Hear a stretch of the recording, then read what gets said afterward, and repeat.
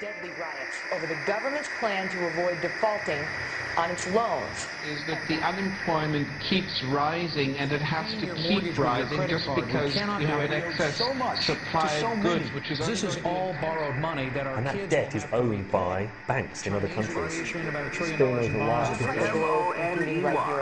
In the form of a convenient personal loan. Filter cigarette that delivers the taste, and 45 malt liquor. Are you hot? Quite some time ago, by a second, America is sponsoring I first learned it from my grandmother. Now, my grandmother was a wonderful person. She taught me how to play the game Monopoly. She understood that the name of the game is to acquire. She would accumulate everything she could, and eventually she became the master of the board. And then she would always say the same thing to me. She'd look at me and she'd say, "One day, you'll learn to play the game." One summer, I played Monopoly almost every day, all day long. And that summer, I learned to play the game. I came to understand the only way to win is to make a total commitment to acquisition. I came to understand that money and possessions, that's the way that you keep score. And by the end of that summer, I was more ruthless than my grandmother. I was ready to bend the rules if I had to win that game. And I sat down with her to play that fall. I took everything she had. I watched her give her last dollar and quit in utter defeat. And then she had one more thing to teach me. Then she said, "Now it all goes back in the box." All those houses and hotels, all the railroads and utility companies, all that property and all that wonderful money. Now it all goes back in the box. None of it was really yours. You got all heated up about it for a while. But it was around a long time before you sat down at the board. And it will be here after you're gone. Players come and players go. Houses and cars, titles and clothes, even your body. Because the fact is that everything I clutch and consume and hoard is going to go back in the box, and I'm going to lose it all. You have to ask yourself, when you finally get the ultimate promotion, when you've made the ultimate purchase, when you buy the ultimate home, when you have stored up financial security and climbed the ladder of success to the highest rung you can possibly climb it, and the thrill wears off, and it will wear off, then what? How far do you have to walk down that road before you see where it leads? Surely you understand, it'll never be enough. So you have to ask yourself the question, what matters?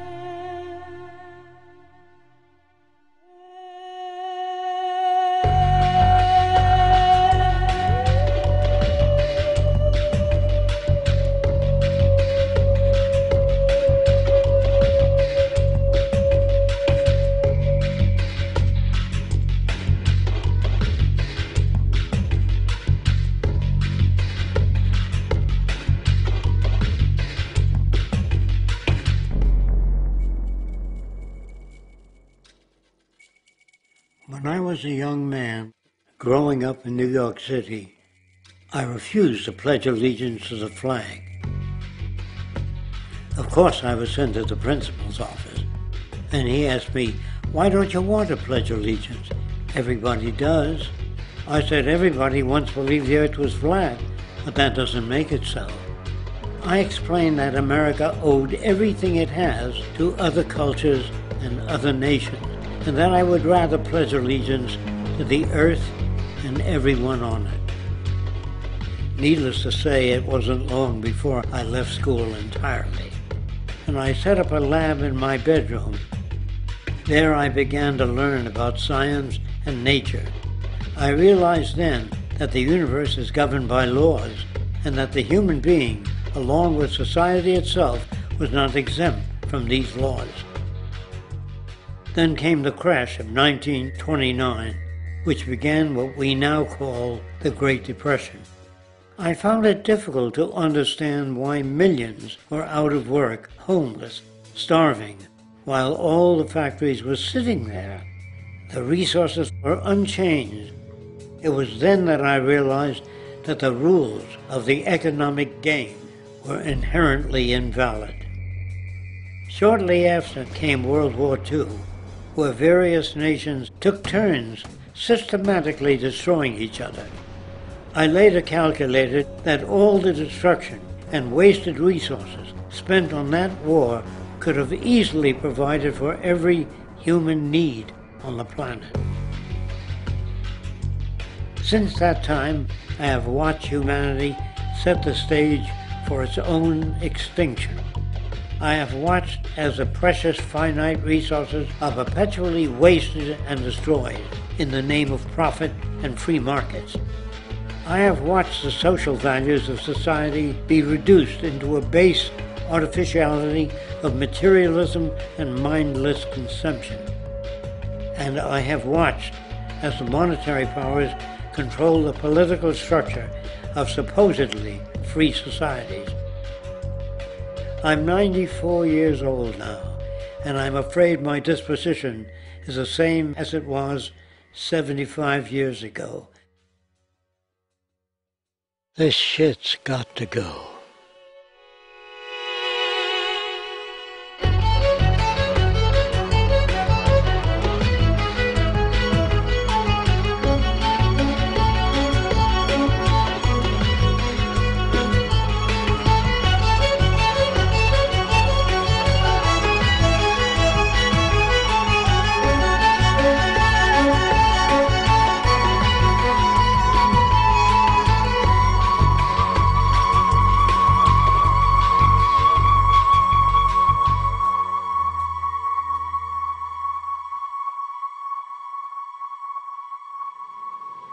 So you're a scientist, and somewhere along the way, hammered into your head is the inevitable nature versus nurture, and that's at least up there with Coke versus Pepsi or Greeks versus Trojans.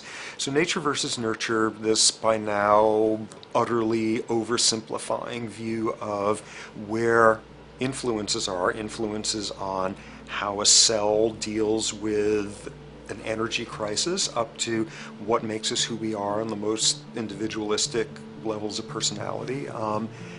And what you've got is this complete false dichotomy built around nature as deterministic. At the very bottom of all the causality of life is DNA and the code of codes and the Holy Grail, and everything is driven by it. And at the other end, a much more social science perspective, which is we are social organisms, and biology is for slime molds. Humans are free of biology, and obviously both views are nonsense.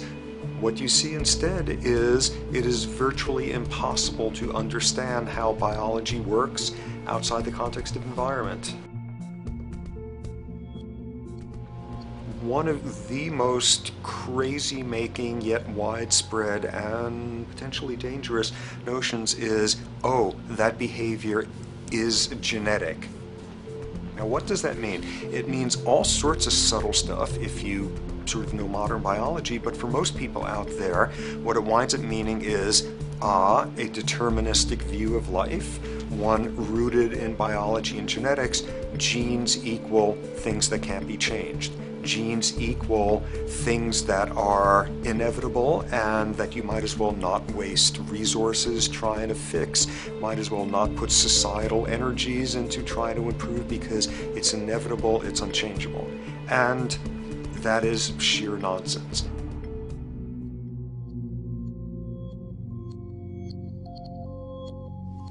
It is widely thought that conditions like ADHD are genetically programmed, conditions like schizophrenia are genetically programmed.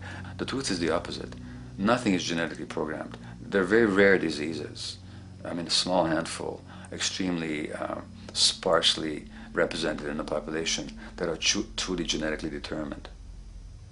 Most complex conditions might have a predisposition that is a genetic component, but a predisposition is not the same as a predetermination. The whole search for the source of diseases in the genome was doomed to failure before anybody even thought of it, because most diseases are not genetically predetermined. Heart disease, cancer, strokes, rheumatoid conditions, autoimmune conditions in general, mental health conditions, addictions, these are none of them genetically determined. Breast cancer, for example, out of 100 women with breast cancer, only 7 will carry the breast cancer genes. 93 do not. And out of 100 women who do have the genes, not all of them will get cancer.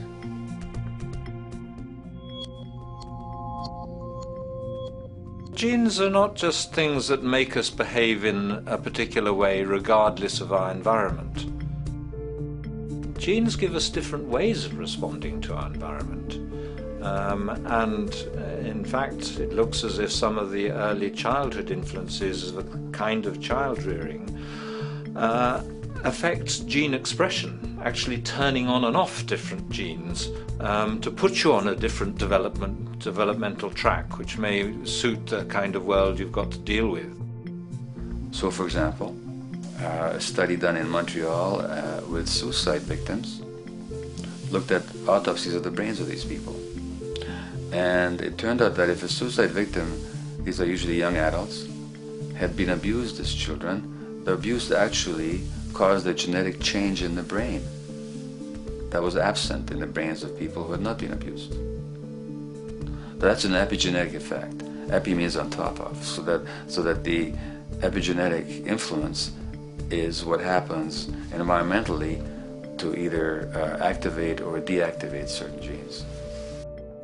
In New Zealand, there's a study that was done in a town called Dunedin, in which a few thousand individuals were studied from birth up to into their 20s. What they found was that they could identify a genetic mutation, an abnormal gene, which did have some relation to the predisposition to commit violence, but only if the individual had also been subjected to severe child abuse.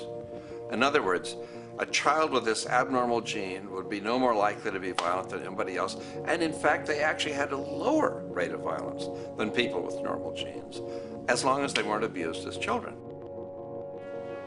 Great additional example of the ways in which genes are not be-all, end-all. Fancy technique where you can take a specific gene out of a mouse, that mouse and its descendants will not have that gene, you have knocked out that gene. So there's this one gene that codes for a protein that has something to do with learning and memory, and this fabulous demonstration, knock out that gene and you have a mouse that doesn't learn as well. Ooh, a genetic basis for intelligence. What was much less appreciated in that landmark study that got picked up by the media left and right is take those genetically impaired mice and raise them in a much more enriched, stimulating environment than your normal mice in a lab cage, and they completely overcame that deficit. So when one says in a contemporary sense that, oh, this behavior is genetic, to the extent that that's even a valid sort of phrase to use, what you're saying is there is a genetic contribution to how this organism responds to environment.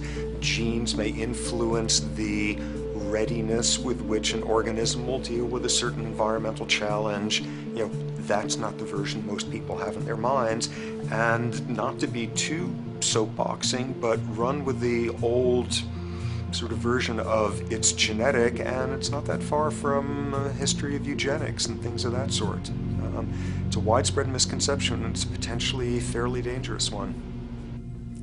One reason that the sort of biological explanation for violence, one reason that hypothesis is potentially dangerous, it's not just misleading, it can really do harm, is because if you believe that, you could very easily say, well, there's nothing we can do to change the predisposition people have to becoming violent. All we can do if somebody becomes violent is punish them, lock them up or execute them. But we don't need to worry about changing the social environment or the social preconditions that may lead people to become violent, because that's irrelevant. The genetic argument allows us the luxury of ignoring past and present historical and social factors. And in the words of Louis Menand, he wrote in the New Yorker, very astutely, he said, "It's all in the genes, an explanation for the way things are that does not threaten the way things are. Why should someone feel unhappy or engage in antisocial behavior when that person is living in the freest and most prosperous nation on earth? It can't be the system. There must be a flaw in the wiring somewhere," which is a good way of putting it. So the genetic argument is simply a cop-out, which allows us to ignore the social and economic and political factors that in fact underlie many troublesome behaviors.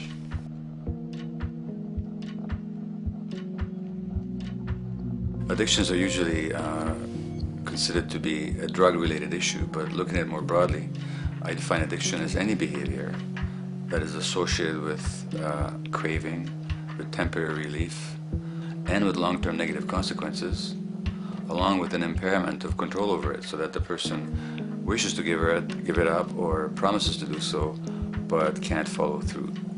And when you understand that, then you can see that there are many more addictions than simply those related to drugs. So there's workaholism, there's addiction to shopping, to the internet, to video games. There's the addiction to power. People have power, but they want more and more and more. Nothing is ever enough for them. Acquisition, corporations that must own more and more. The addiction to oil, or at least to the wealth and to the products made accessible to us by oil. Look at the negative consequences on the environment.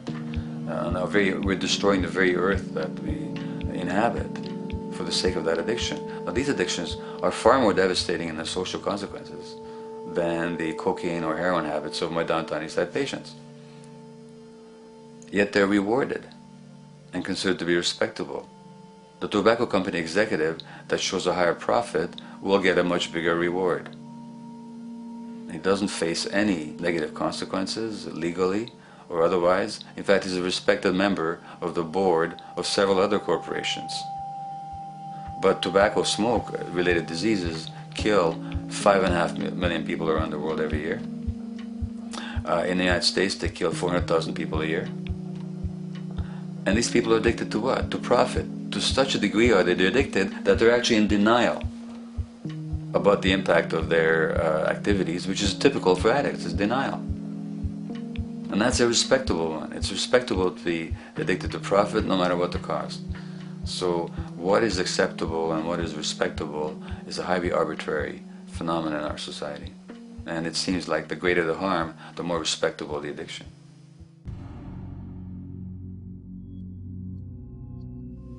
There's a general myth that drugs in themselves are addictive. In fact, the war on drugs is predicated on the idea that if you interdict the sources of drugs, you can deal with addiction that way. Now, if we understand addiction in a broader sense, we see that nothing in itself is addictive. No substance, no drug is by itself addictive, and no behavior is by itself addictive. Many people can go shopping without becoming shopaholics. Not everybody becomes a food addict. Not everyone who drinks a glass of wine becomes an alcoholic. So the real issue is what makes people susceptible, because it's the combination of a susceptible individual and the potentially addictive substance or behavior that actually then makes for the full flowering of addiction. In short, It's not the drug that's addictive, it's the question of the susceptibility of the individual to being addicted to a particular substance or behavior. If we wish to understand what then makes some people susceptible, we actually have to look at their life experience. The old idea, although it's old, but it's still broadly held, that addictions are due to some genetic cause is simply scientifically untenable. What the case is actually is that certain life experiences make people susceptible. Life experiences that not only shape the person's personality and psychological needs, but also their very brains in certain ways. And that process begins in utero.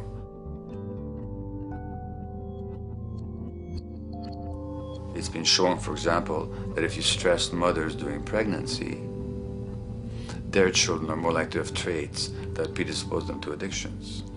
And that's because development is shaped by the psychological and social environment.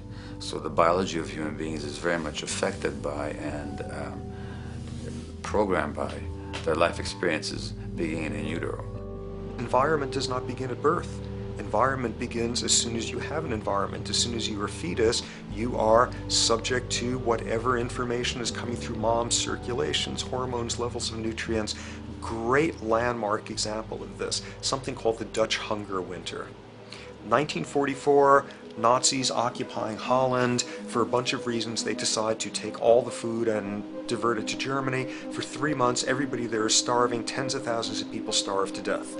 What the Dutch hunger winter effect is, if you were a second or third trimester fetus during the starvation, your body learned something very unique during that time. As it turns out, second, third trimester, something that your body is going about trying to learn about the environment is, well, how menacing of a place is it out there? How plentiful? How much nutrients am I getting by way of mom's circulation? Be a fetus who is starving during that time, and your body programs forever after to be really, really, really stingy with your sugar and fat, and what you do is you store every bit of it. Be a Dutch hunger winter fetus, and half a century later, everything else being equal, you are more likely to have high blood pressure, obesity, or metabolic syndrome. That is environment coming in a very unexpected place. You can stress animals in a laboratory when they're pregnant, and their offspring will be more likely to use cocaine and alcohol as adults. You can stress human mothers. For example, in a British study, women who are abused in pregnancy will have higher levels of the stress hormone cortisol in their placenta at birth, and their children are more likely to have conditions that predispose them to addictions by age 7 or 8. So in utero stress already prepares the ground for all kinds of mental health issues. Israeli study done prior on children born to mothers who were pregnant prior to the onset of the 1967 war. These women, of course, are very stressed, and their offspring have a higher incidence of schizophrenia than the average cohort. So there's plenty of evidence now that prenatal effects have a huge impact on the developing human being.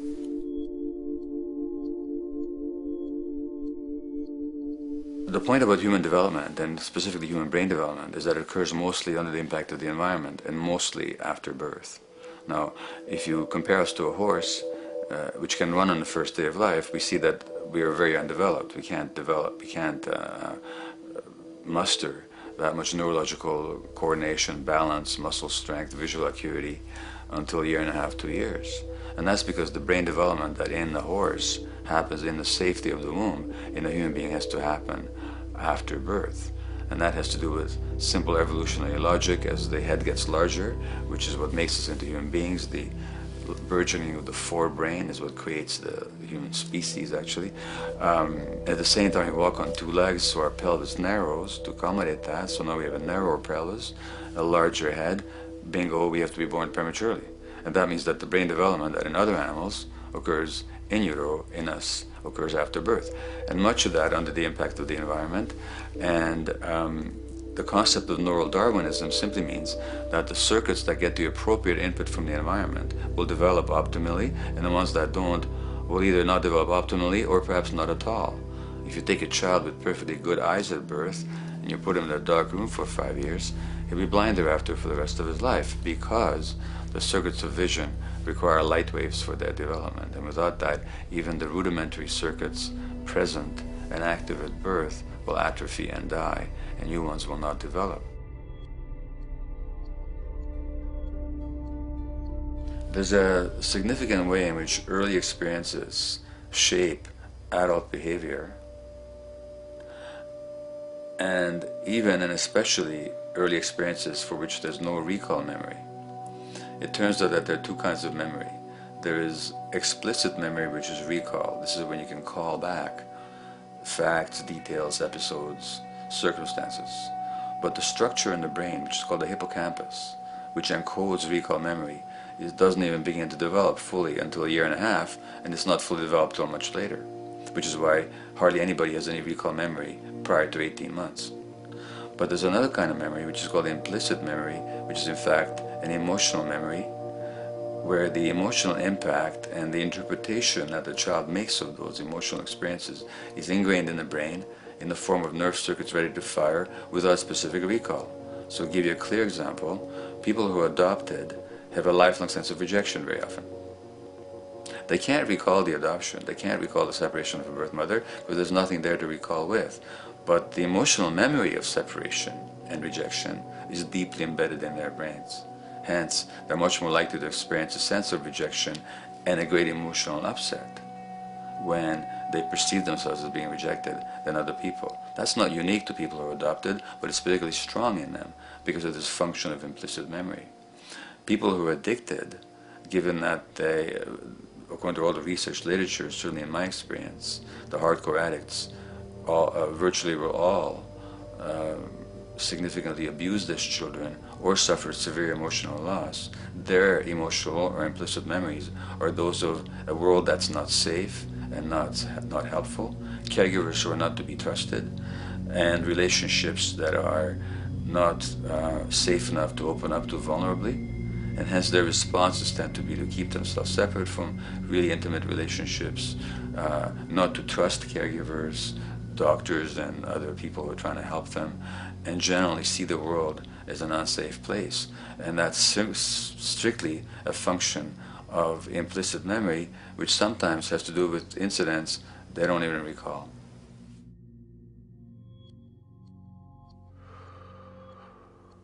Infants who are born premature are often in incubators and various types of gadgetry and machinery for weeks and perhaps months.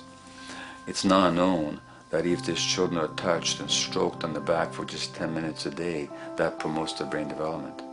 So human touch is essential for development. And in fact, infants who are never picked up will actually die. That's how much of a fundamental need being held is to human beings. In our society, there's an unfortunate tendency to tell parents not to pick up their kids, not to hold them, not to pick up babies who are crying for fear of spoiling them, or to encourage them to sleep through the night. You don't pick them up, which is just the opposite of what the child needs.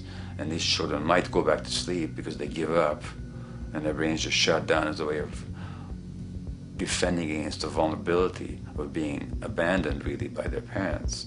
But their implicit memories will be that of a world that doesn't give a damn. A lot of these differences are structured very early in life. In a way, if you like, the parental experience of adversity, how tough life is or how easy it is passed on to children, whether through maternal depression or parents being bad-tempered with their kids because they've had a hard day or just being too tired at the end of the day. And these have very powerful effects, programming children's development, which we know a lot about now.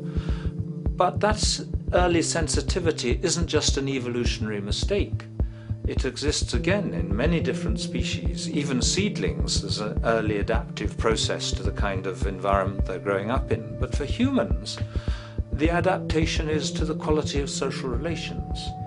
And so early life, how nurturing or how much conflict, how much attention you get, is a taster of the kind of world you may be growing up in. Are you growing up in a world where you have to fight for what you can get, watch your back, fend for yourself, learn not to trust others?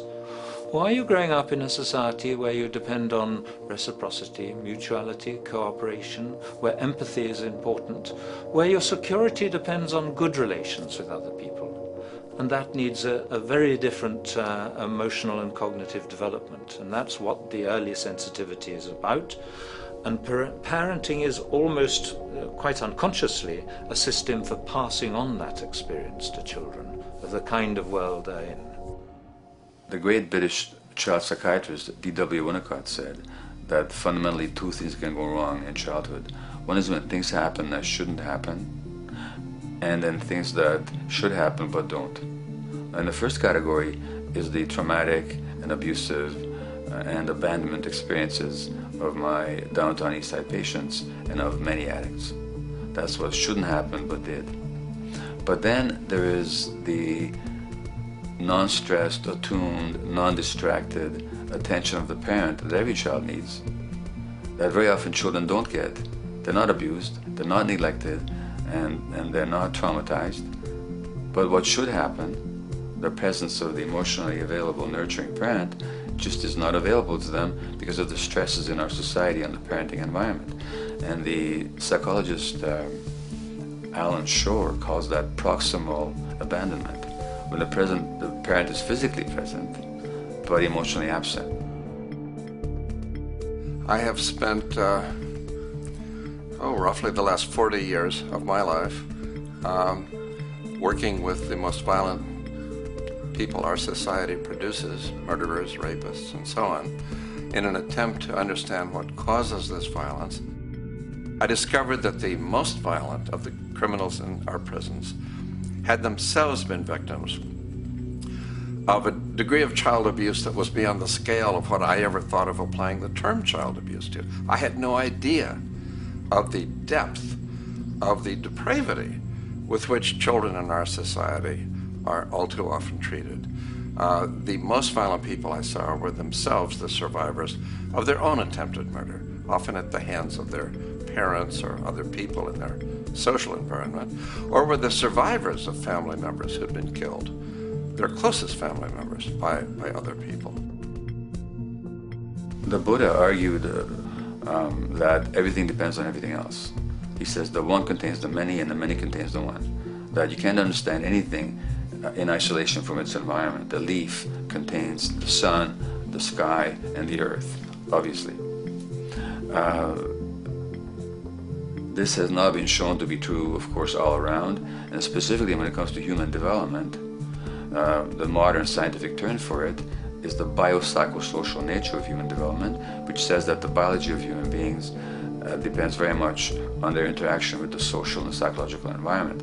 And specifically, the psychiatrist and researcher Daniel Siegel at the University of California, Los Angeles, UCLA, has coined the phrase interpersonal neurobiology, which means to say that the way that our nervous system functions depends very much on our personal relationships.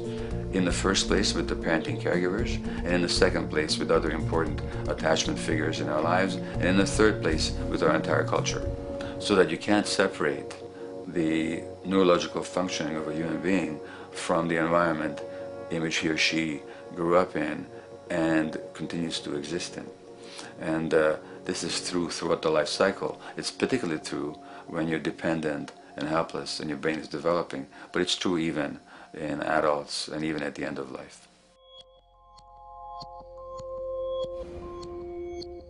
Human beings have lived in almost every kind of society, from the most egalitarian, hunting and gathering societies seem to have been very egalitarian, for instance based on food sharing, gift exchange.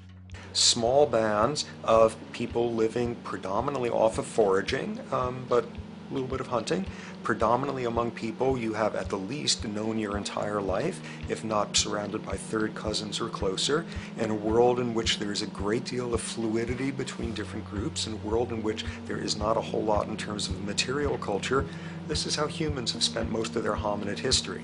And no surprise, that makes for a very different world. One of the things you get as a result of that is far less violence.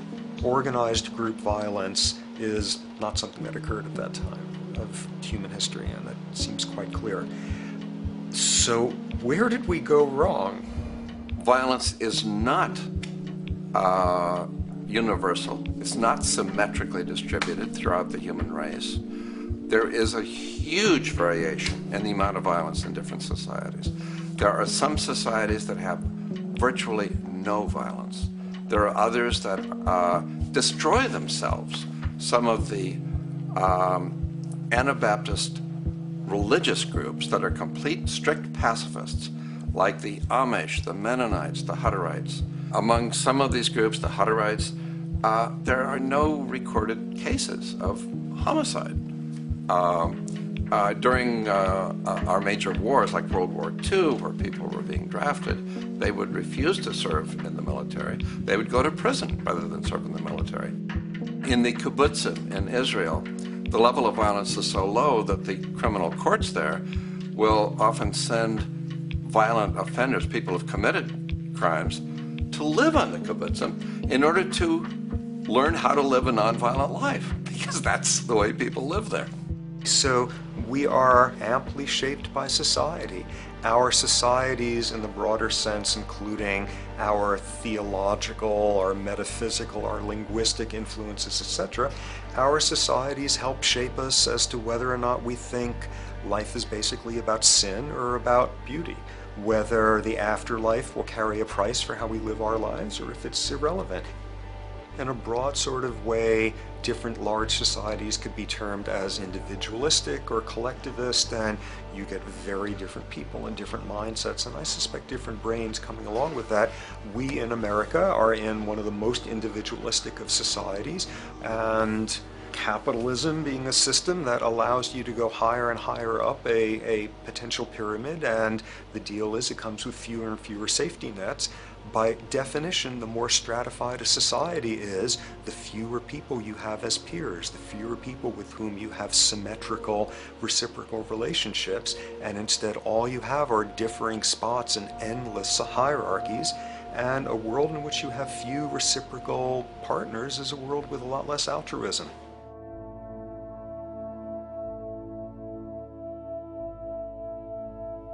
Alright, so this brings us to a total impossible juncture, which is to try to make sense in perspective of science as to what the nature is of human nature.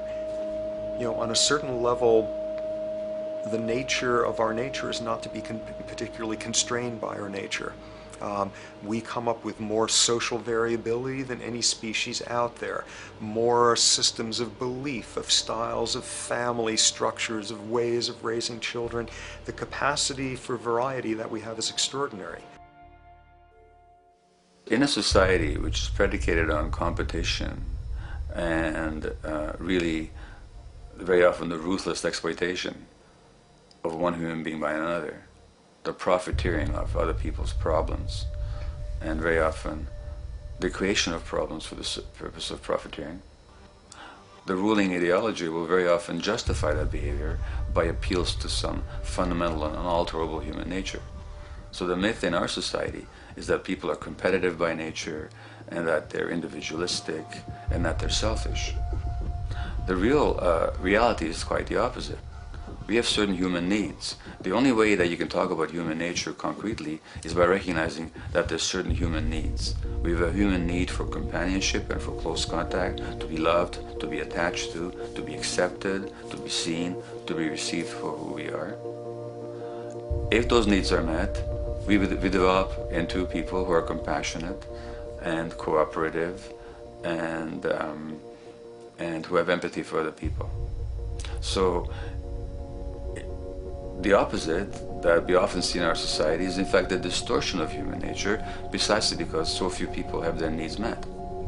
So yes, you can talk about a human nature, but only in the sense of basic human needs that are instinctively evoked, or I should say certain human needs that lead to certain traits if they are met, and a different set of traits if they're denied. So, when we recognize the fact that the human organism, which has a great deal of adaptive flexibility, allowing us to survive in many different conditions, is also rigidly programmed for certain environmental requirements or human needs, a social imperative begins to emerge. Just as our bodies require physical nutrients, the human brain demands positive forms of environmental stimulus at all stages of development, while also needing to be protected from other negative forms of stimulus. And if things that should happen do not, or if things that shouldn't happen do, it is now apparent that the door can be opened for not only a cascade of mental and physical diseases, but many detrimental human behaviors as well. So as we turn our perspective now outward and take account for the state of affairs today, we must ask the question, is the condition we have created in the modern world actually supporting our health? Is the bedrock of our socioeconomic system acting as a positive force for human and social development and progress? Or is the foundational gravitation of our society actually going against the core evolutionary requirements needed to create and maintain our personal and social well-being?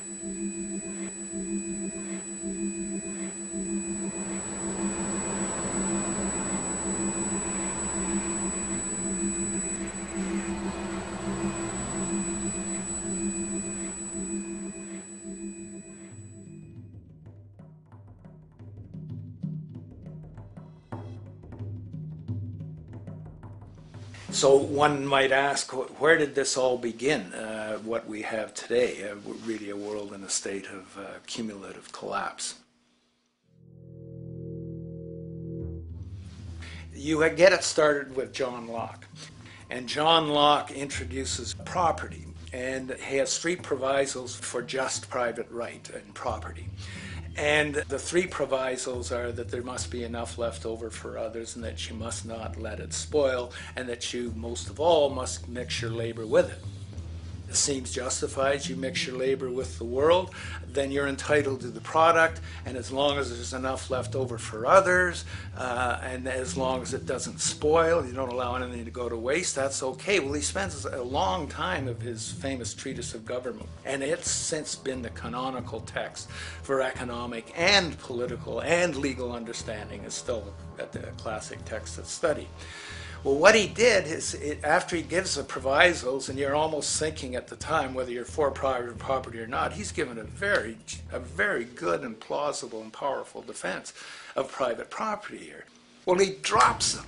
He drops them like that, right in one sentence. He says, well, once the introduction of money came in by men's tacit consent, then it became, and he doesn't say all the provisos are canceled, erased, but that's what happens. So now we have not product and your property earned by your own labor.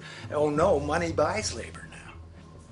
There's no longer a consideration of whether there's enough left over for others. There's no longer a consideration of whether it spoils, because he says, well, money's like silver and gold can't spoil, therefore monies can't be responsible for waste, which is ridiculous. We're not talking about money and silver, we're talking about what its effects are. It's one non sequitur after another. Just the most startling logical legerdemain that he gets away with here. But it fits the interests of capital owners.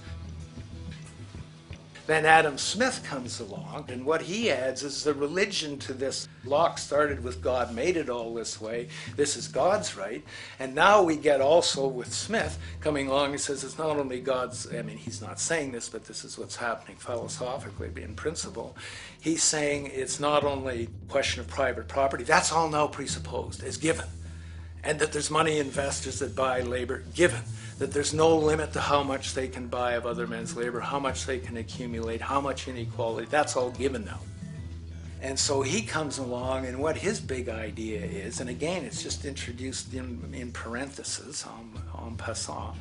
You know, when people put out the goods for sale and others, you know, the supply, and other people buy them with the demand and so forth, how do we have supply equaling demand or demand equaling supply? How can they come into equilibrium? And that is one of the central notions of economics, is how do they come into equilibrium? And he says it's the invisible hand of the market that brings them into equilibrium. So now we have God is actually immanent. He just didn't give the rights to property and how, you know, all its wherewithal and its natural rights of doing all that Locke said. Now we have the system itself as God. In fact, Smith says, when he talks, and you'll never find this quoted, you'll have to read the whole of the Inquiry into the Wealth of Nations. He says, the scantiness of subsistence sets limits to the reproduction of the poor, and that nature can deal with this in no other way than elimination of their children. So he anticipated evolutionary theory in the worst sense.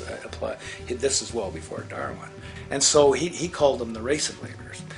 So you can see there was inherent racism built in here. There was an inherent acceptance, life blindness to kill innumerable children.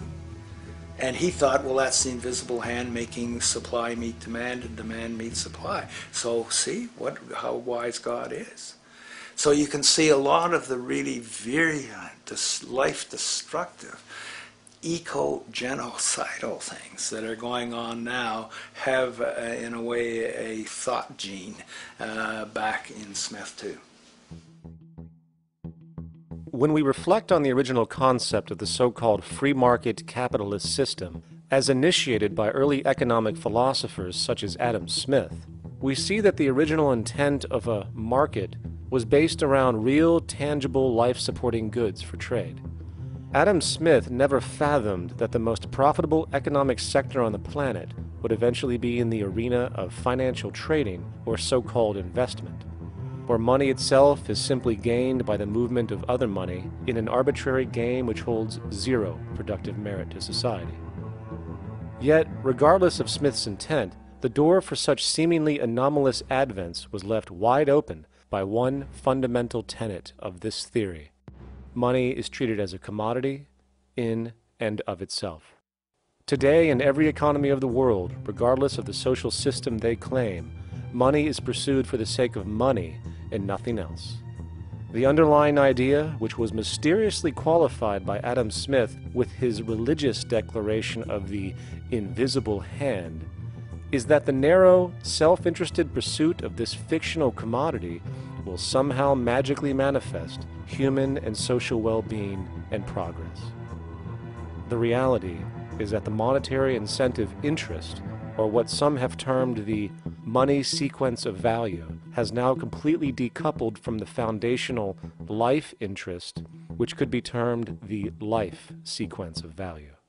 What has happened is that there's a complete confusion in economic doctrine between those two sequences. They think that the money sequence of value delivers the life sequence of value, and that's why they say if more goods are sold, if GDPs rise and so forth, therefore there'll be more well-being, enhanced well-being. We take the GDP to be basically our indicator of social health. Well, there you see the confusion. It's talking about money sequences of value, that is all the receipts, all the revenues that are derived from selling goods, and they're confusing that with life reproduction, so that you have built right into this thing from the beginning is a complete conflation of the money and life sequences of value. So we're dealing with a kind of structured delusion that becomes more and more deadly as the money sequence decouples from producing anything at all. So it's a system disorder, and the system disorder seems to be fatal.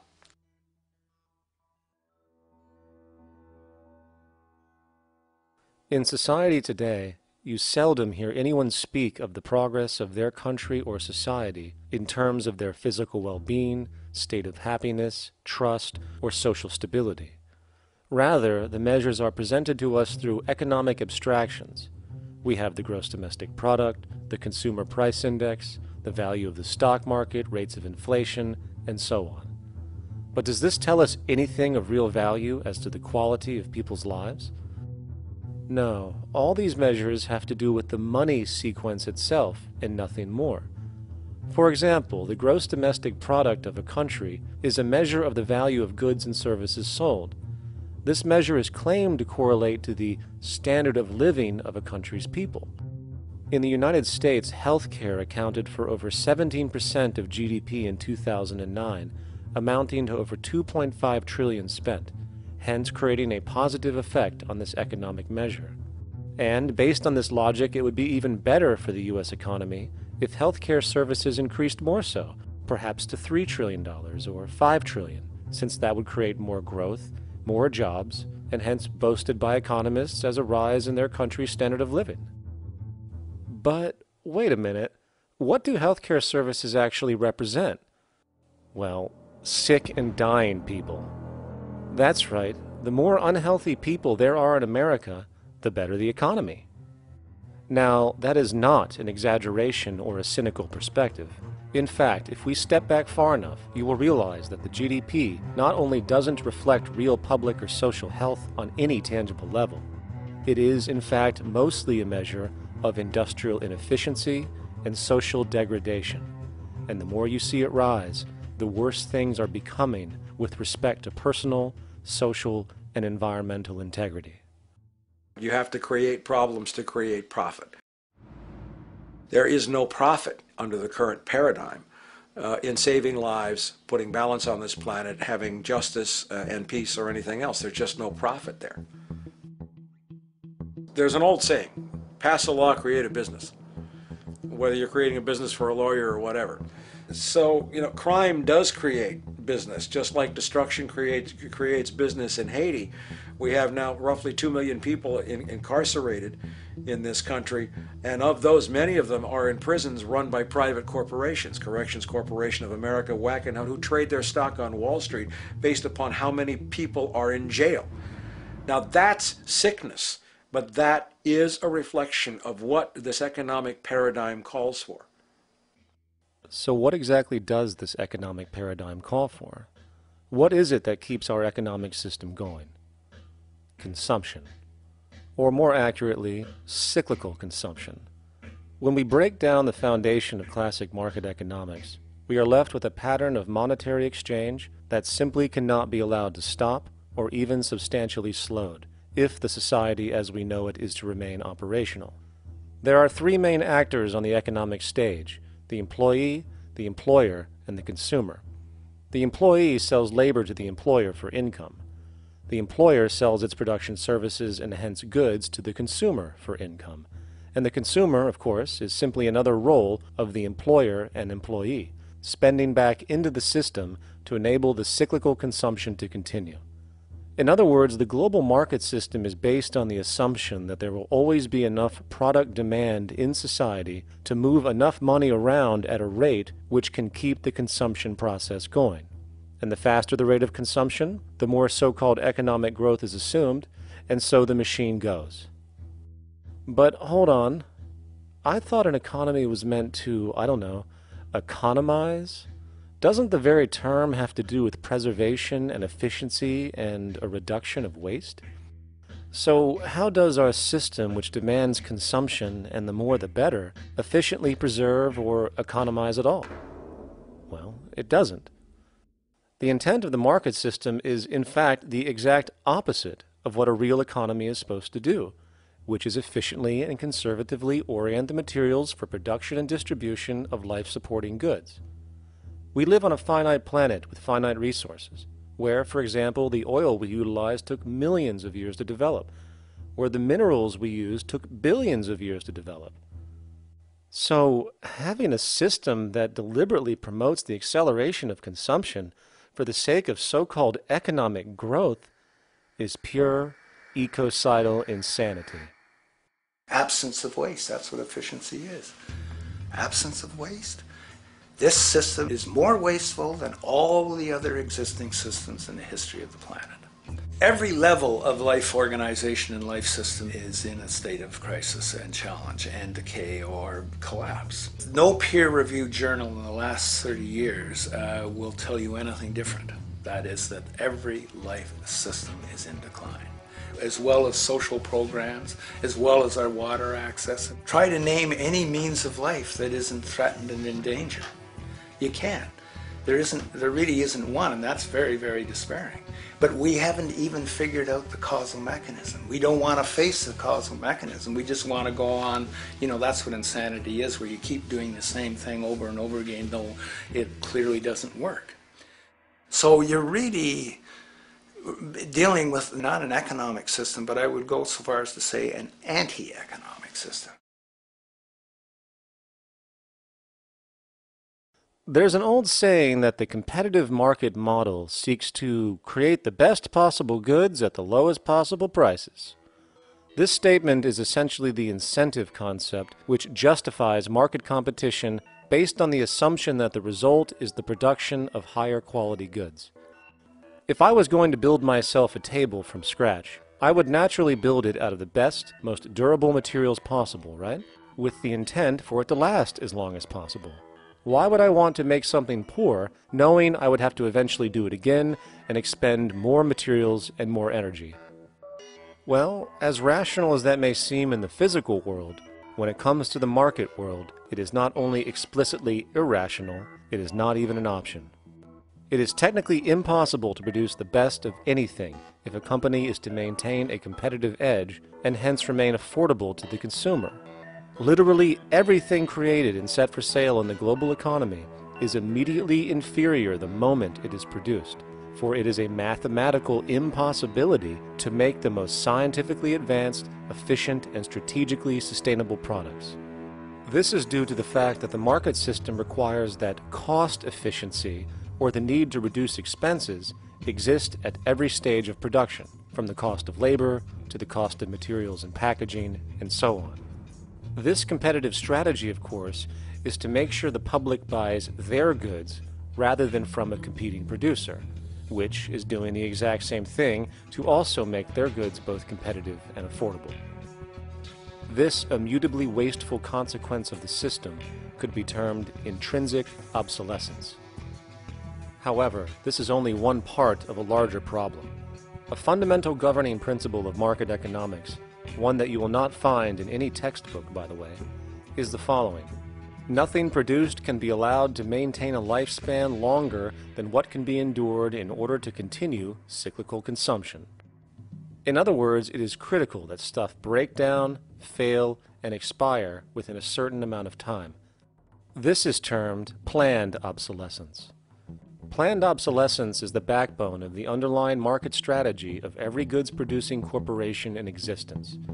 While very few, of course, would admit to such a strategy outright, what they do is mask it within the intrinsic obsolescence phenomenon just discussed, while often ignoring or even suppressing new advents in technology which might create a more sustainable, durable good. So, if it wasn't wasteful enough that the system inherently cannot allow the most durable and efficient goods to be produced, planned obsolescence deliberately recognizes that the longer any good is in operation, the worse it is for sustaining cyclical consumption and hence the market system itself. In other words, product sustainability is actually inverse to economic growth, and hence there is a direct, reinforced incentive to make sure lifespans are short of any given good produced. And in fact, the system cannot operate any other way. One glance at the sea of landfills now spreading across the world show the obsolescence reality. There are now billions of cheaply made cell phones, computers, and other technology, each full of precious, difficult-to-mine materials such as gold, coltan, copper, now rotting in vast piles, usually due to the mere malfunction or obsolescence of small parts, which, in a conservative society, could likely be fixed or updated, and the life of the good extended.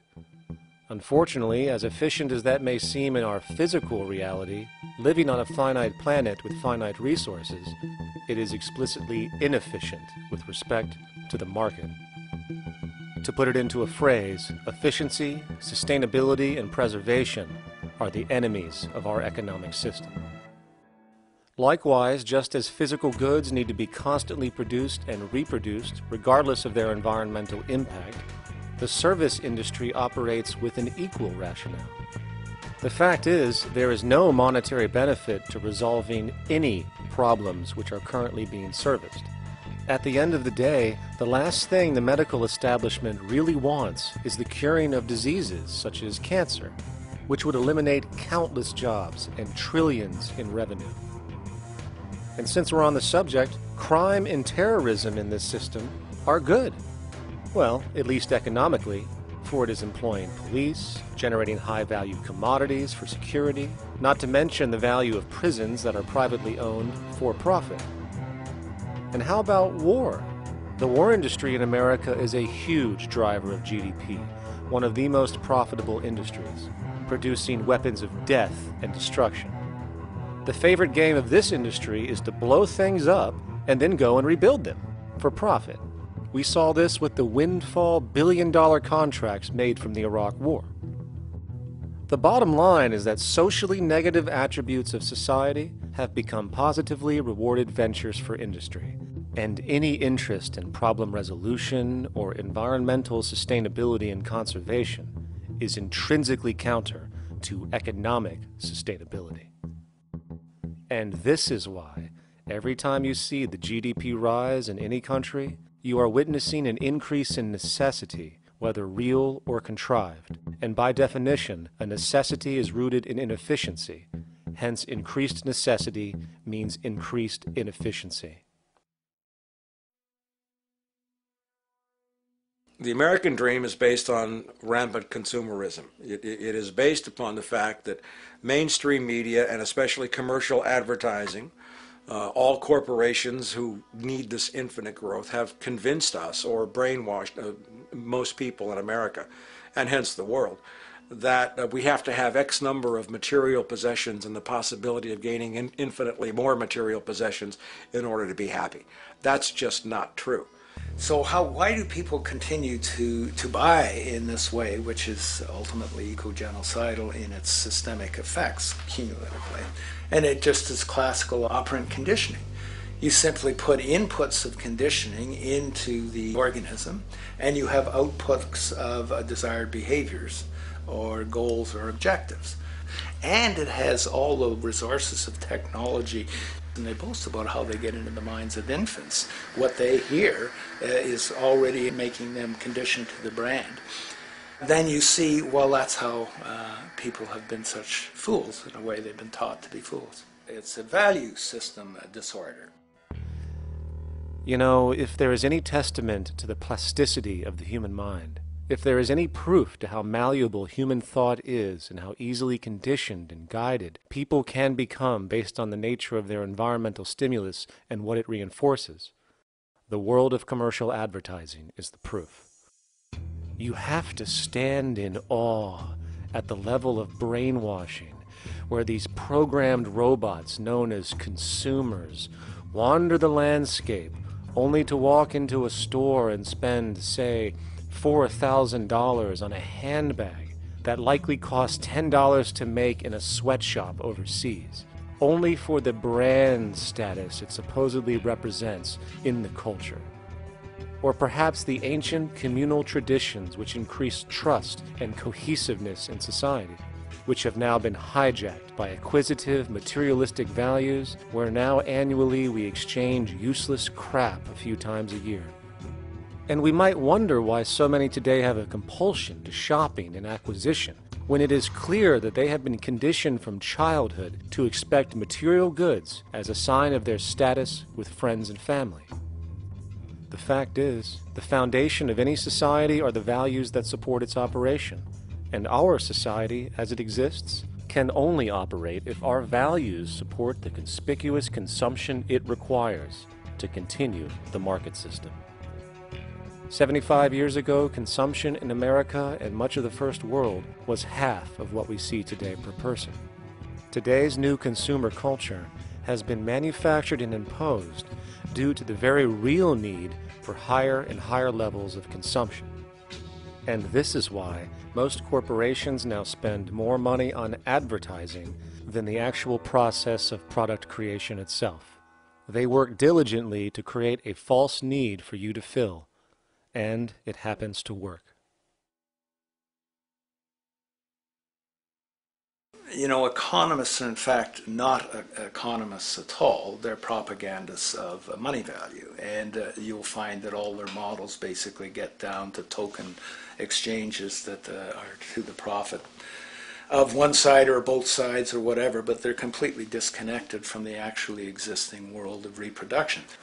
In Ohio, an old man failed to pay his electric bill. You may be familiar with the case. And the electric company turned off the electricity and he died. The reason they turned it off was because it wouldn't have been profitable for them to keep it on because he didn't pay his bill. Do you believe that was right?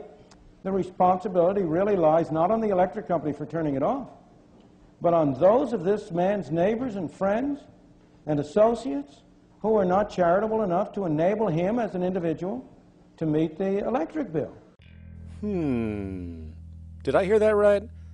Did he just say the death of a man caused by not having money was the responsibility of other people, or in effect, charity? Well then, I guess we're going to need a whole lot of infomercials, little miserable coin slot donations for bodega counters, and a bunch of pickle jars for the billion people now starving to death on this planet because of the very system Milton Friedman promotes. Whether you are dealing with the philosophies of Milton Friedman, F.A. Hayek, John Maynard Keynes, Ludwig von Mises, or any other major market economist, the basis of rationale rarely leaves the money sequence. It is like a religion. Consumption analysis, stabilization policies, deficit spending, aggregate demand. It exists as a never-ending, self-referring, self-rationalizing circle of discourse where universal human need, natural resources, or any form of physical life-supporting efficiency is ruled out by default and replaced by the singular notion that humans seeking advantage over each other for money alone, motivated by their own narrow self-interest, will magically create a sustainable, healthy, balanced society. There is no life coordinate in this whole theory, this whole doctrine. What are they doing? What are they doing? What they're doing is tracking money sequences. That's all it is tracking money sequences, presupposing everything that matters. One, that there's no life coordinates. Wow, no life coordinates. Two, that all the agents are self-maximizing preference seekers. That is, they think of nothing other than themselves and what they can get most for themselves. That's the notion, that's the ruling notion of rationality. Self-maximizing choice. And the only thing that they're interested in self-maximizing is money or commodities. Well, where does social relations come in? It doesn't, except in the exchange to self-maximize. Where do our natural resources come in? They don't, except to exploit. Where does the family come in as being able to survive? It doesn't. They have to have money in order to purchase any good. Well, shouldn't an economy deal somewhere with human need? Isn't that what the fundamental issue is, to satisfy human needs? Oh, need isn't even in your lexicon. You dissolve it into wants. And what is a want? That means money demand that wants to buy. Well, if it's money demand that wants to buy, it's got nothing to do with need, because it may be the person has no money demand and desperately needs, say, water supply. Or it may be money demand wants a gold toilet seat. Well, where does it all go? To the gold toilet seat. And you call this economics? Like, it's really, when one thinks of it, it's got to be the most bizarre delusion in the history of human thought. Now, so far we have focused on the market system, but this system is actually only one half of the global economic paradigm. The other half is the monetary system. While the market system deals with the interaction of people gaming for profit across the spectrum of labor, production, and distribution, the monetary system is an underlying set of policies set by financial institutions which create conditions for the market system, among other things. It includes terms we often hear, such as interest rates, loans, debt, the money supply, inflation, etc. And while you might want to pull your hair out listening to the gibberish coming from the monetary economists, modest preemptive actions can obviate the need of more drastic actions at a later date. The nature and effect of this system is actually quite simple. Our economy has, or the global economy, has three basic things that govern it. One is fractional reserve banking, banks printing money out of nothing. It's also based upon compound interest. When you borrow money, you have to pay back more than you borrowed, which means that you, in effect, create money out of thin air, again, which has to be serviced by creating still more money. We live in an infinite growth paradigm. The economic paradigm we live in now is a Ponzi scheme. Nothing grows forever. It's not possible. As a great psychologist James Hillman wrote, the only thing that grows in a human body after a certain age is cancer. It's not just the amount of money that has to keep growing, it's the amount of consumers. Consumers to borrow money at interest to generate more money, and obviously that's not possible on a finite planet. People are basically vehicles to just create money, which must create more money to keep the whole thing from falling apart, which is what's happening right now. There are really only two things anyone needs to know about the monetary system. 1. All money is created out of debt. Money is monetized debt, whether it materialized from treasury bonds, home loan contracts, or credit cards. In other words, if all outstanding debt was to be repaid right now, there would not be $1 in circulation. And 2, interest is charged on virtually all loans made, and the money needed to pay back this interest does not exist in the money supply outright. Only the principal is created by the loans, and the principal is the money supply. So, if all this debt was to be repaid right now, not only would there not be $1 left in circulation, there would also be a gigantic amount of money owed that is literally impossible to pay back, for it does not exist. The consequence of all of this is that two things are inevitable: inflation and bankruptcy.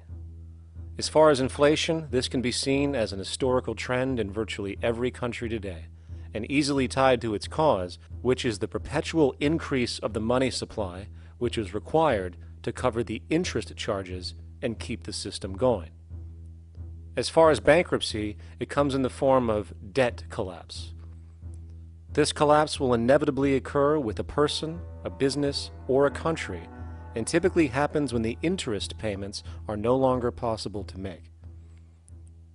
But there is a bright side to all of this. Well, at least in terms of the market system, because debt creates pressure. Debt creates wage slaves. A person in debt is much more likely to take a low wage than a person who isn't, hence becoming a cheap commodity. So it's great for the corporations to have a pool of people that have no financial mobility. But hey, that same train of thought also goes for entire countries. The World Bank and the International Monetary Fund, which mostly serve as proxies for transnational corporate interests, give gigantic loans to troubled countries at very high interest rates, and then, once the countries are deeply in the hole and can't pay, austerity measures are applied, the corporations swoop in, set up sweatshops, and take their natural resources. Now that's market efficiency. But wait, there's more. You see, there's this unique hybrid of the monetary and market system called the stock market, which rather than, actually produce anything real, they just buy and sell money itself. And when it comes to debt, you know what they do? That's right, they trade it. They actually buy and sell debt for profit, from credit default swaps and collateralized debt obligations for consumer debt, to complex derivative schemes used to mask the debt of entire countries, such as the collusion of investment bank Goldman Sachs in Greece, which nearly collapsed the entire European economy. So when it comes to the stock market and Wall Street, we have an entirely new level of insanity born out of the money sequence of value. All you need to know about markets was written in an editorial in the Wall Street Journal a couple of years ago. It was called Lessons of the Brain-Damaged Investor.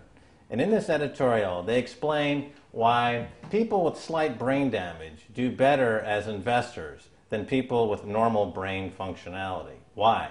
Because the slightly brain-damaged person has no empathy. And that's the key. If you don't have any empathy, you do well as an investor. And so Wall Street breeds people who have no empathy, to go in there and to make decisions and make trades that they have no compunction about and no thought whatsoever as to what they're doing might affect their fellow human being. So they breed these robots, these people who have no souls. And since they don't even want to pay these people anymore, they're now breeding robots, real algorithmic traders. Goldman Sachs and the high-frequency trading scandal. They put a computer next to the exchange, the New York Stock Exchange. This computer, this co-located computer, as they call it, it front-runs all the trades on the exchange, and it hits the exchange with volumes of orders in ways that scalp pennies and nickels away from the exchange. It's like they're siphoning money all day long. They went one quarter last year, 30 or 60 straight days without a single down day and made millions of dollars every single day. Is that because, well, that's statistically impossible. When I worked on Wall Street, the way it works is everyone kicks upstairs the bribes. The brokers bribe to the office manager bribes to the regional sales manager bribes to the national sales manager. It's a common understanding. At Christmas, who gets the biggest bonus at Christmas in an average brokerage office? The compliance officer. The compliance officer sits there all day long. He's supposed to be making sure you don't violate any of the margin rules and you're complying with the law. Of course, yeah, to the extent that you can bribe the compliance officer, yeah, that's right, you are complying with the law. So how does fraud has become the system? It's no longer a byproduct. It is the system. You know, it's like that old Woody Allen joke. He says, "Doctor, my brother thinks he's a chicken." And the doctor says, "Take a pill, and that should cure the problem." And he says, "No, doctor, you don't understand. We need the eggs." Okay? So the trading of fraudulent claims back and forth between banks to generate fees, to generate bonuses, has become the GDP producing growth engine of the United States economy. Even though they're essentially trading fraudulent claims that there's absolutely no hope of ever paying back. They're processing and generating and resecuritizing nothing. If I write $20 billion on a cocktail napkin and I sell it to JP Morgan while JP Morgan writes $20 billion on a cocktail napkin, and we swap those two cocktail napkins at a bar, and we each pay ourselves 1/4% in a fee, we make a lot of money for our Christmas bonus. We each have on our books a $20 billion cocktail napkin, which has no real value until such time as the system is no longer able to absorb bogus cocktail napkins, in which case we go to the government to get bailed out. And because of Wall Street and the global stock market, there are now conservatively about $700 trillion of outstanding fraudulent claims known as derivatives, still waiting to collapse, a value amounting to over 10 times the gross domestic product of the entire planet. And while we have seen the bailouts of corporations and banks by governments, which of course comedically borrow their money from banks to begin with, we are now seeing attempts to bail out whole countries by conglomerates of other countries through the international banks. But how do you bail out a planet? There is no country out there that isn't now saturated in debt. The cascade of sovereign debt defaults we have seen can only be the beginning when the math is taken into account. It has been estimated in the United States alone that income tax would need to be raised to 65% per person just to cover the interest in the near future. Economists are now foreshadowing that within a few decades, 60% of the countries on the planet will be bankrupt. But, hold on, let me get this straight. The world is going bankrupt, whatever the hell that means, because of this idea called debt, which doesn't even exist in the physical reality. It's only part of a game that we've invented. And yet, the well-being of billions of people is now being compromised. Extreme layoffs, tent cities, accelerating poverty, austerity measures imposed, schools shutting down, child hunger, and other levels of familial deprivation, all because of this elaborate fiction. What are we, fucking stupid? Hey, Mars, my man. Help a brother out, huh? Grow up, kid.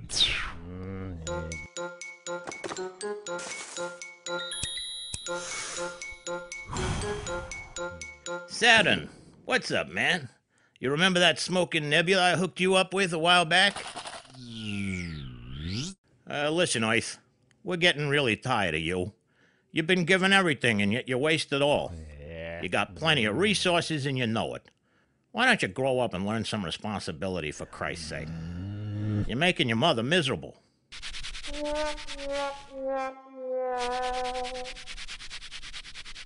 You're on your own, pal. Yeah, whatever.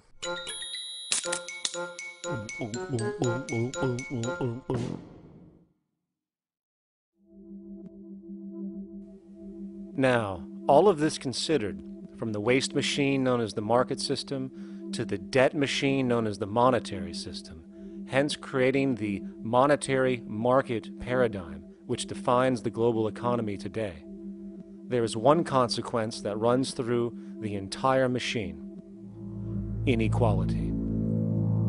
Whether it is the market system which creates a natural gravitation towards monopoly and power consolidation, while also generating pockets of wealthy industries that tower over others regardless of utility, such as the fact that top hedge fund managers on Wall Street now take home over $300 million a year for contributing literally nothing, while a scientist looking for a cure for a disease trying to help humanity might make $60,000 a year if they're lucky.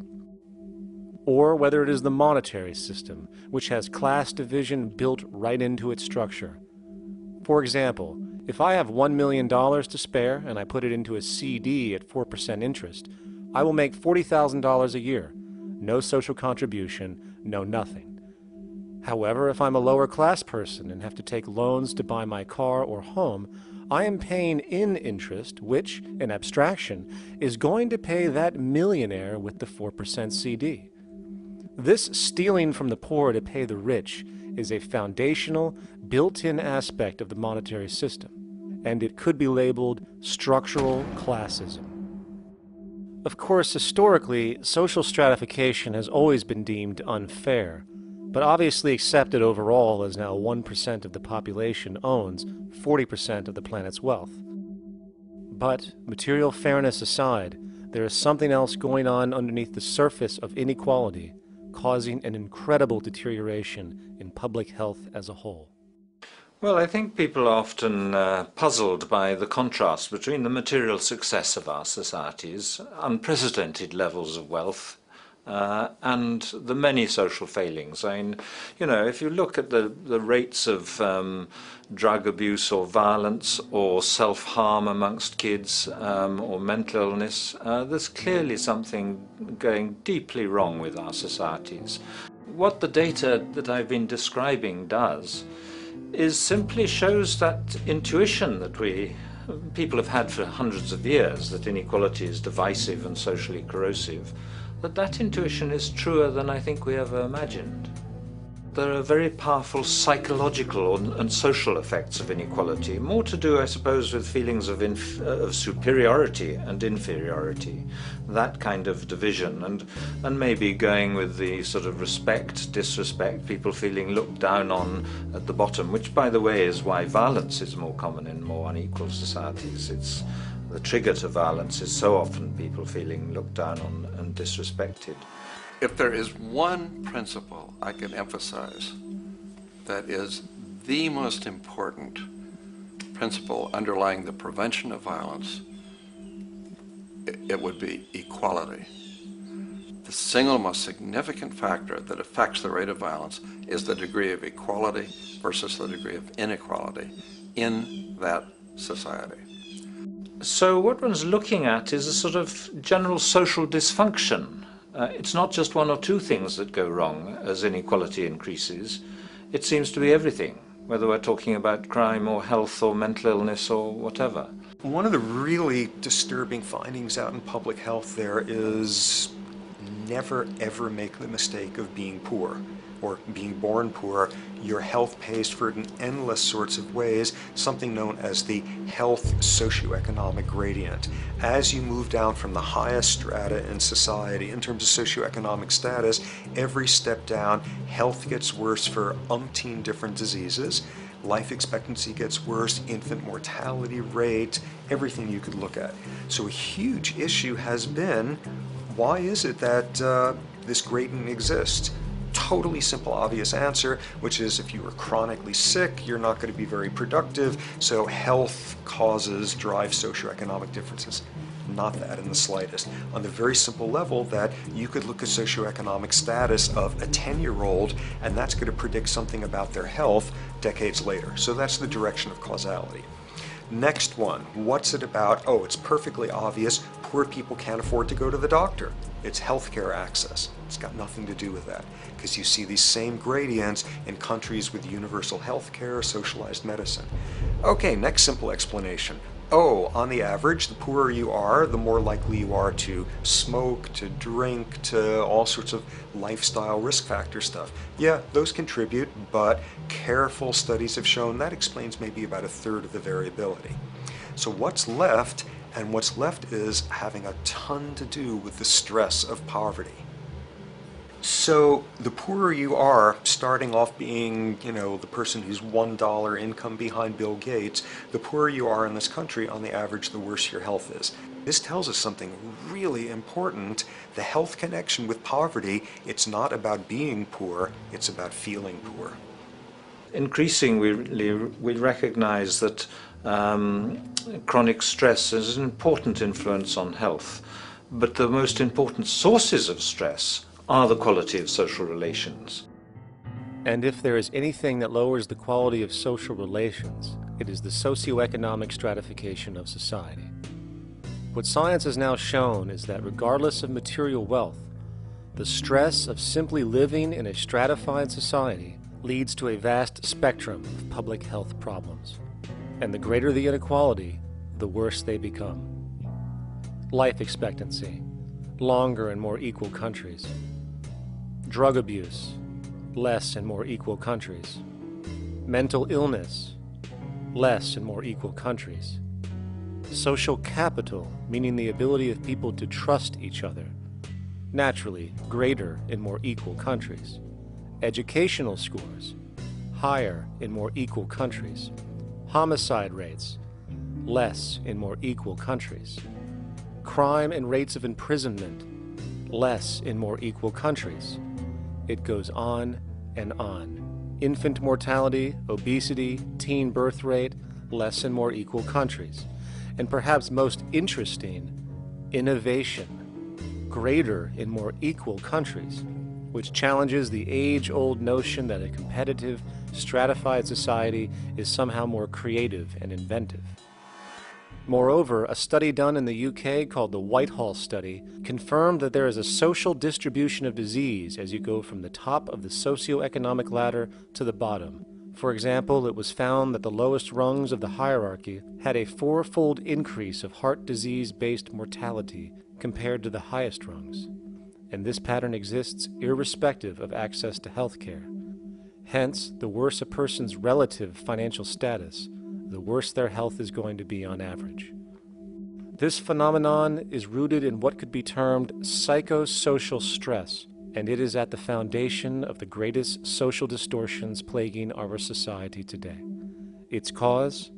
The monetary market system. Make no mistake, the greatest destroyer of ecology, the greatest source of waste and depletion and pollution, the greatest purveyor of violence, war, crime, poverty, animal abuse, and inhumanity, the greatest generator of social and personal neuroses, mental disorders, depression, anxiety, not to mention the greatest source of social paralysis, stopping us from moving into new methodologies for personal health, global sustainability, and progress on this planet, is not some corrupt government or legislation, not some rogue corporation or banking cartel, not some flaw of human nature, and not some secret hidden cabal that controls the world. It is, in fact, the socio-economic system itself at its very foundation.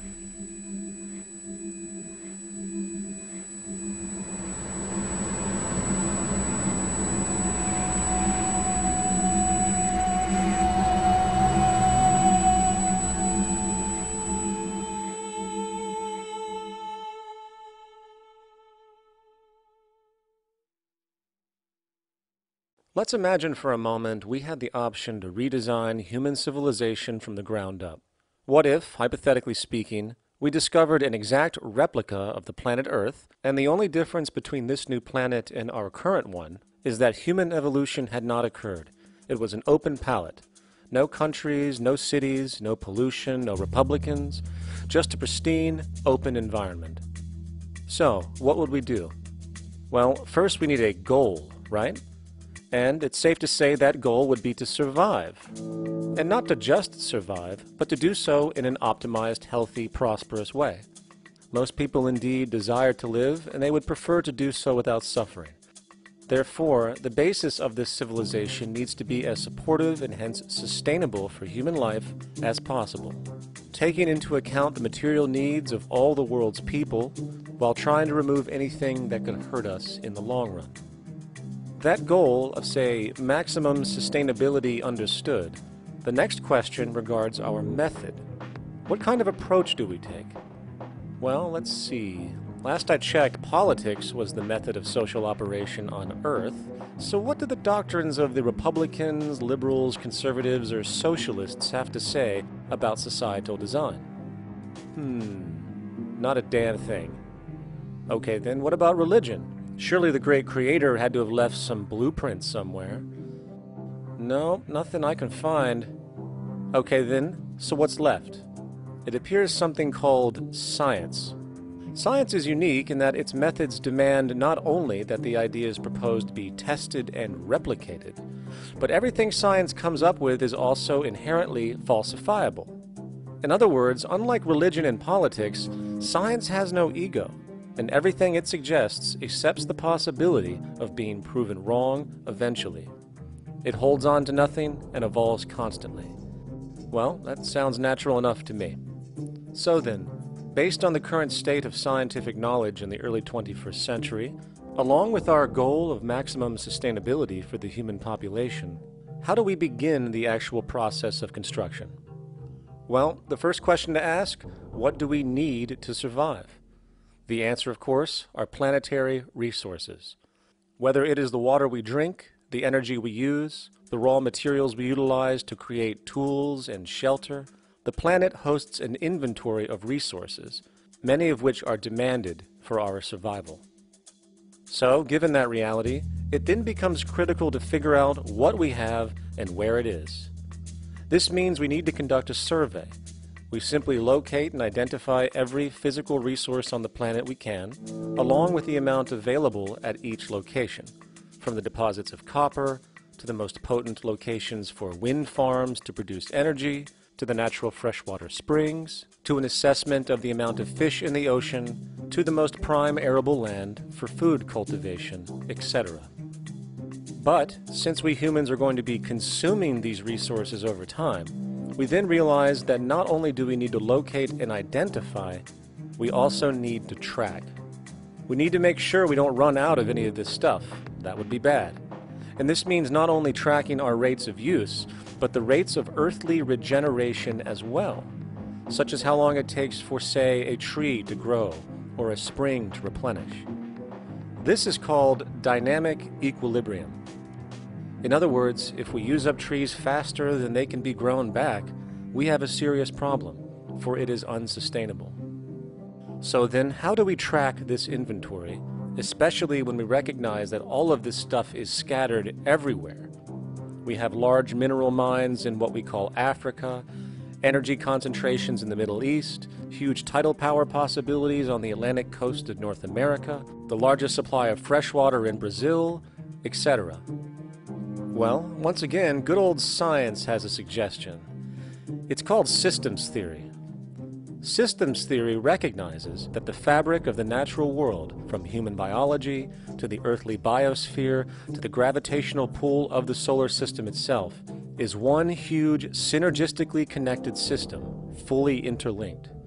Just as human cells connect to form our organs, and the organs connect to form our bodies, and since our bodies cannot live without the earthly resources of food, air, and water, we are intrinsically connected to the earth, and so on.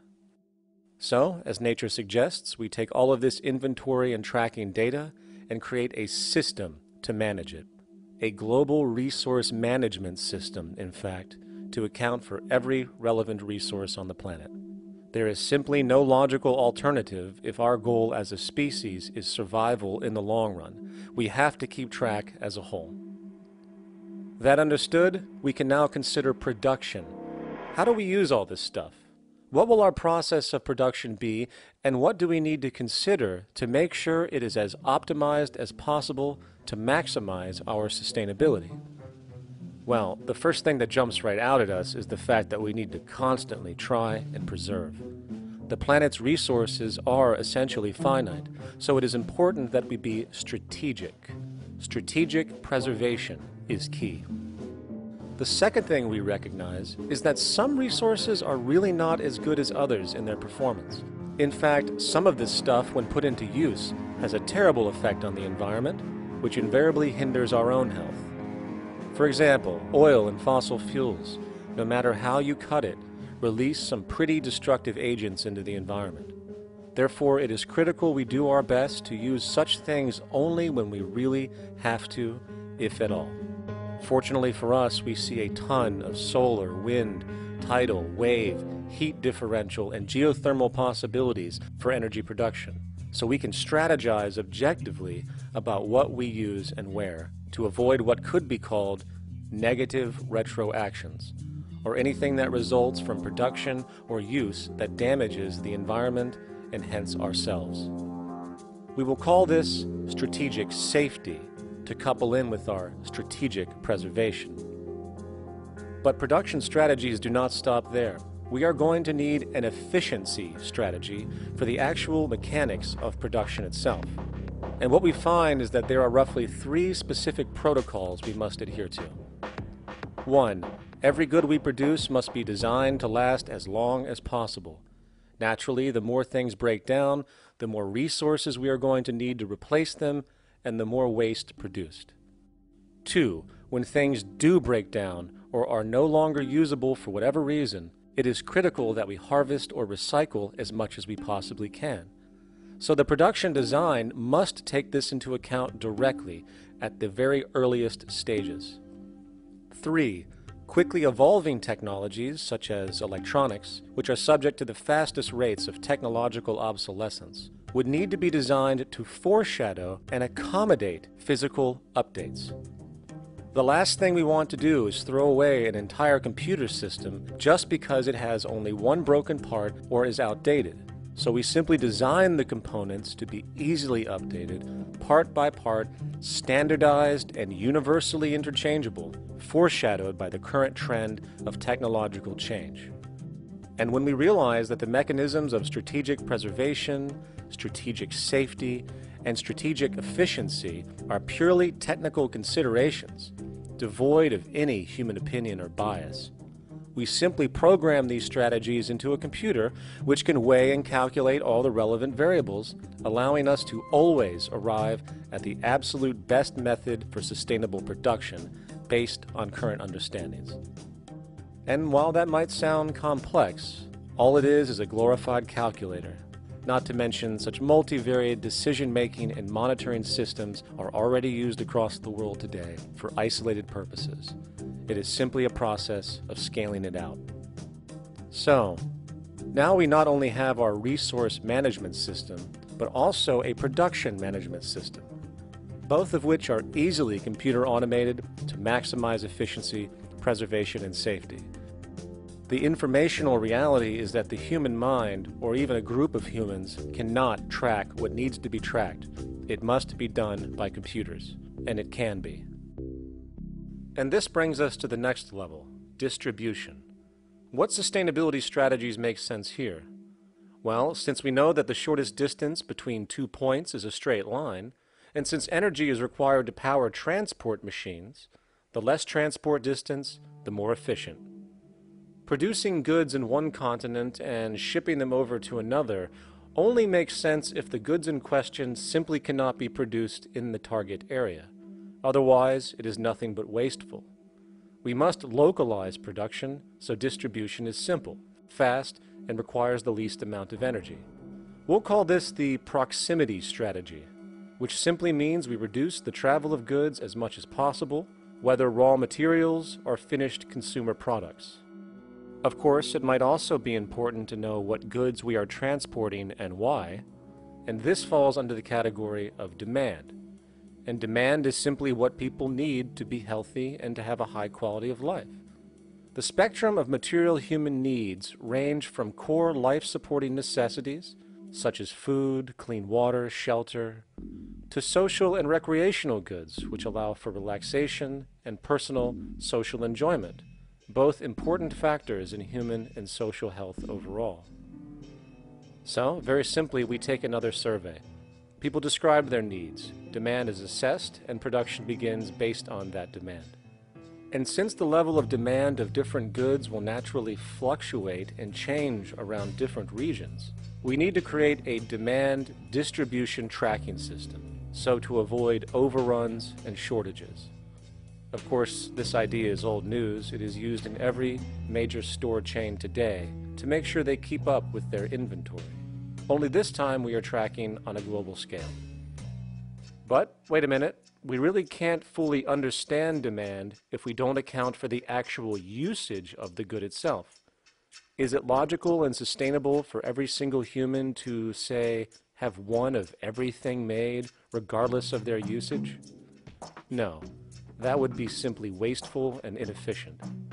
If a person has a need for a good, but that need is only for, say, 45 minutes a day on average, it would be much more efficient if that good was made available to them and to others when needed. Many forget that it isn't the good that they want, it is the purpose of that good. When we realize that the good itself is only as important as its utility, we see that external restriction, or what we might call today ownership, is extremely wasteful and environmentally illogical in a fundamental economic sense.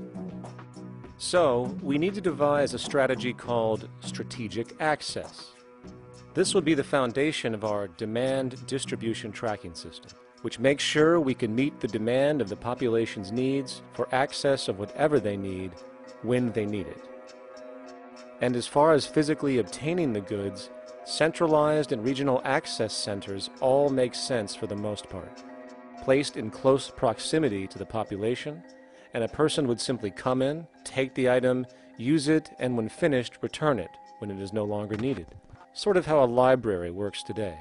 In fact, these centers could not only exist in the community in the way we see local stores today, but specialized access centers would exist in specific areas where often certain goods are utilized, saving more energy with less repeat transport. And once this demand tracking system is in order, it is tied into our production management system, and of course into our resource management system, hence creating a unified, dynamically updating, global economic management machine that simply makes sure we remain sustainable, starting with securing the integrity of our finite resources, moving to make sure we only create the best, most strategic goods possible, while distributing everything in the most intelligent and efficient way. And the unique result of this preservation-based approach, which is intuitively counter to many, is that this logical, ground-up, empirical process of preservation and efficiency, which can only define true human sustainability on this planet, would likely enable something never before seen in human history. Access abundance, not just for a percentage of the global population, but the entire civilization. This economic model, as was just generalized, this responsible systems approach to total Earth resource management and processes, designed again to do nothing less than take care of humanity as a whole in the most efficient and sustainable way, could be termed a resource-based economy. The idea was defined in the 1970s by structural engineer Jacques Fresco. He understood back then that society was on a collision course with nature and itself, unsustainable on every level. And if things didn't change, we would destroy ourselves one way or another. Are all these things you're saying, Jacques, could they be built with what we know today, or are some of these things, are you guessing based on what we know today? No. All of these things can be built with what we know today. It would take 10 years to change the surface of the earth, to rebuild the world into a second Garden of Eden. The choice lies with you. The stupidity of a nuclear arms race, the development of weapons, trying to solve your problems politically by electing this political party or that political party, that all politics is immersed in corruption. Let me say it again. Communism, socialism, fascism, the Democrats, the liberals, we want to absorb human beings. All organizations that believe in a better life for man, there are no Negro problems or Polish problems or Jewish problems or Greek problems or women's problems. They're human problems. I'm not afraid of anybody. I don't work for anyone. No one can discharge me. I have no boss. I am afraid to live in the society we live in today. Our society cannot be maintained by this type of incompetency. It was great, the free enterprise system, about 35 years ago. That was the last of its usefulness. Now we've got to change our way of thinking or perish. The horror movies of the future will be our society, the way it didn't work. And politics would be part of a horror movie. Lots of people today use the term cold science because they're analytical. And they don't even know what analytical means. Science means closer approximations of the way the world really works. So it's telling the truth, is what it is.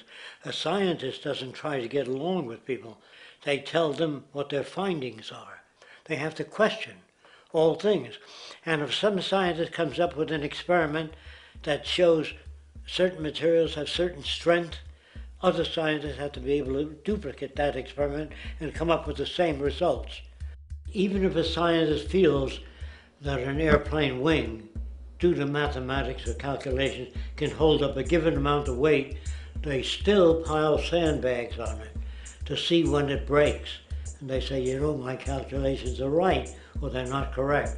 I love that system because it's free of bias and free of thinking that math can solve all the problems. You have to put your math to test also.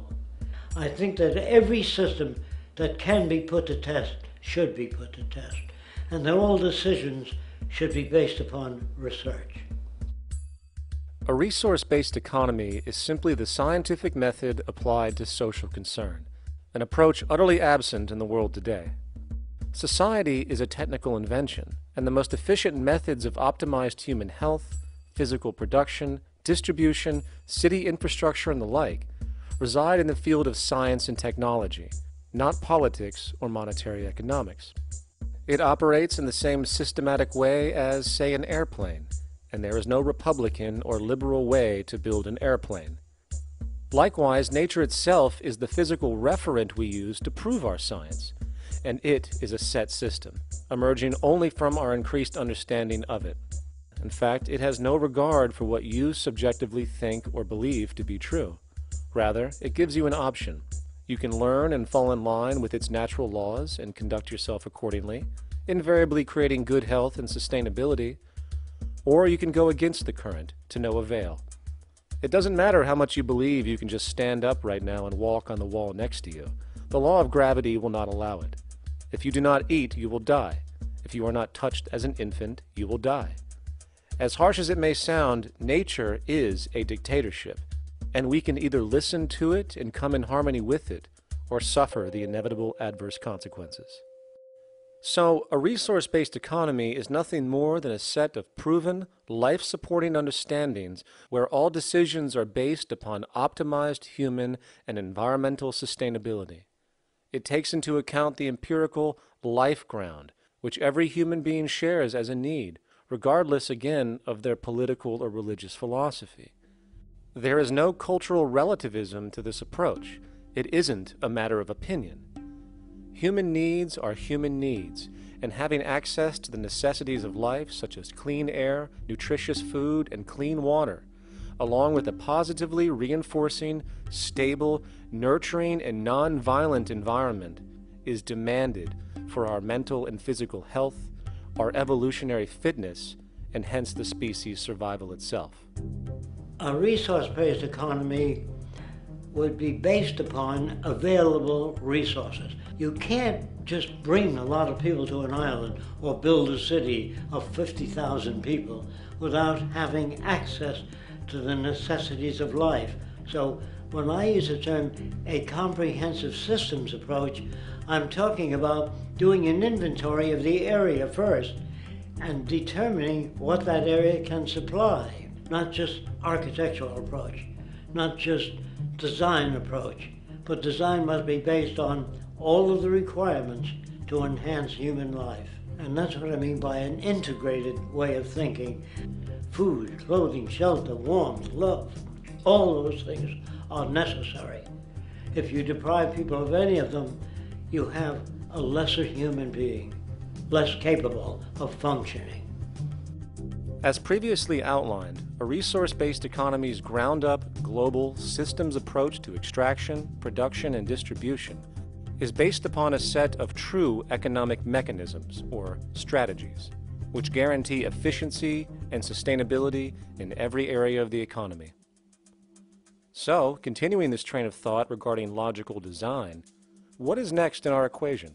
Where does all this materialize? Cities. The advent of the city is a defining feature of modern civilization. Its role is to enable efficient access to the necessities of life, along with increased social support and community interaction. So how would we go about designing an ideal city? What shape should we make it? Square? Trapezoid? Well, given we're going to be moving around the thing, we might as well make it as equidistant as possible for ease, hence the circle. What should the city contain? Well, naturally we need a residential area, a goods production area, a power generation area, an agricultural area. But we also need nurturing as human beings, hence culture, nature, recreation, and education. So let's include a nice open park, an entertainment events area for cultural purposes and socializing, and educational and research facilities. And since we're working with a circle, it seems rational to place these functions in belts based on the amount of land required for each goal, along with ease of access. Very good. Now, let's get down to specifics. First, we need to consider the core infrastructure, or intestines, of the city organism. These would be the water, good, waste, and energy transport channels. Just as we have water and sewage systems under our cities today, we would extend this channeling concept to integrate waste recycling and delivery itself. No more mailmen or garbage men. It is built right in. We could even use automated pneumatic tubes and similar technologies. Same goes for transport. It needs to be integrated and strategically designed to reduce or even remove the need for wasteful, independent automobiles. Electric trams, conveyors, transveyors, and maglevs, which can take you virtually anywhere in the city, even up and down, along with connecting you to other cities as well. And of course, in the event an automobile is required, it is automated by satellite for safety and integrity. In fact, this automation technology is in working order right now. Automobile accidents kill about 1.2 million people every single year, injuring about 50 million. This is absurd and doesn't have to occur. Between efficient city design and automated driverless cars, this death toll can be virtually eliminated. Agriculture. Today, through our haphazard, cost-cutting industrial methods, using pesticides, excessive fertilizers, and other means, we have successfully destroyed much of the arable land on this planet, not to mention also extensively poisoning our bodies. In fact, industrial and agricultural chemical toxins now show up in virtually every human being tested, including infants. Fortunately, there is a glaring alternative: the soilless mediums of hydroponics and aeroponics, which also reduce nutrient and water requirements by up to 75% of our current usage.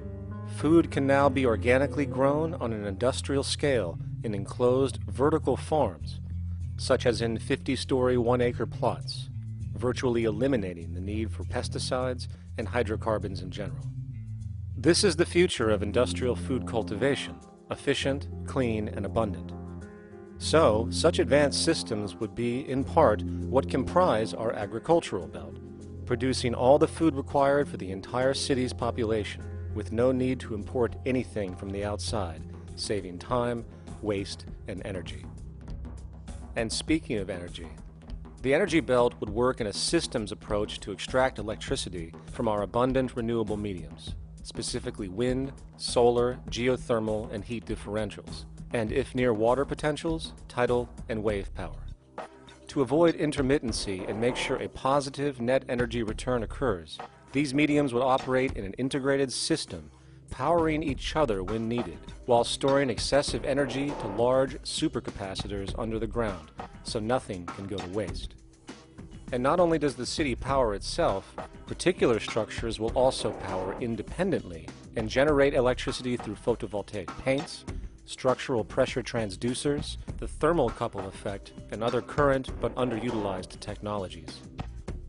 But of course, this begs the question, how does this technology and goods in general get created in the first place? This brings us to production. The industrial belt, apart from having hospitals and the like, would be the hub of factory production. Completely localized overall, it would of course obtain raw materials by way of the global resource management system just discussed, with demand being generated by the population of the city itself. As far as the mechanics of production, we need to discuss a new, powerful phenomenon which was sparked very recently in human history and is on pace to changing everything. It's called mechanization, or the automation of labor. Well, if you look around you, you'll notice that almost everything that we use today is built automatically. Your shoes, your clothes, your home appliances, your car, and so on, they are all built by machines in an automatic way. Can we say that the society has not been influenced by these major technological advancements? Of course not. These systems really dictate new structures and new needs, and they make a lot of other things obsolete. So we've been going up in the development and use of technology in an exponential way. So definitely automation is going to continue. You cannot stop technologies that just make sense. Labor automation through technology is at the bottom of every major social transformation in human history. From the agricultural revolution and the invention of the plow, to the industrial revolution and the invention of the powered machine, to the information age we live in now through essentially the invention of advanced electronics and computers. And with regard to advanced production methods today, mechanization is now evolving on its own, moving away from the traditional method of assembling component parts into a configuration into an advanced method of creating entire products in one single process. Like most engineers, I'm fascinated by biology because it's so full of examples of extraordinary pieces of engineering. And absolutely, what biology is the study of things that copy themselves. Of course, that's good a definition of life as we've got. Again, as an engineer, I've always been intrigued by the idea of machines that would copy themselves. RepRap is a three-dimensional printer. That's to say, it's a printer that you plug into a computer, and instead of making two-dimensional sheets of paper with patterns on, it makes real, physical, three-dimensional objects. Now, there's nothing new about that. 3D printers have been around for about 30 years. The big thing about RepRap is that it prints most of its own parts. So if you've got one, you can make another one and give it to a friend, as well as being able to print lots of useful things. From the simple printing of basic household goods in your home, to the printing of an entire automobile body in one swoop, advanced automated 3D printing now has the potential to transform virtually every field of production, including home construction. Contour crafting is actually a fabrication technology. The so-called 3D printing, when you directly build a 3D object from a computer model. Using contour crafting, it will be possible to build a 2,000 square foot home entirely by the machine in one day. The reason that people are interested in automating construction is that it really brings a lot of benefits. For example, construction is pretty labor intensive, and although it provides job for a sector of the society, it also has issues and complications. For example, construction is the most dangerous job that there is. It is worse than mining and agriculture. It has got the highest level of fatality almost in every country. Another issue is the waste. An average home in the United States has 3 to 7 tons of waste. So this is huge if we look at the impact of construction and knowing that about 40% of all materials in the world are used in construction. So big waste of energy and resources and big damage to the environment as well. Making homes using hammers and nails and wood with the state of our technology today is really absurd and will go the way of our labor class in regards to manufacturing in the United States. Recently, there was a study by economist David Autor of MIT that states that our middle class is obsolete and being replaced by automation. Quite simply, mechanization is more productive, efficient, and sustainable than human labor in virtually every sector of the economy today.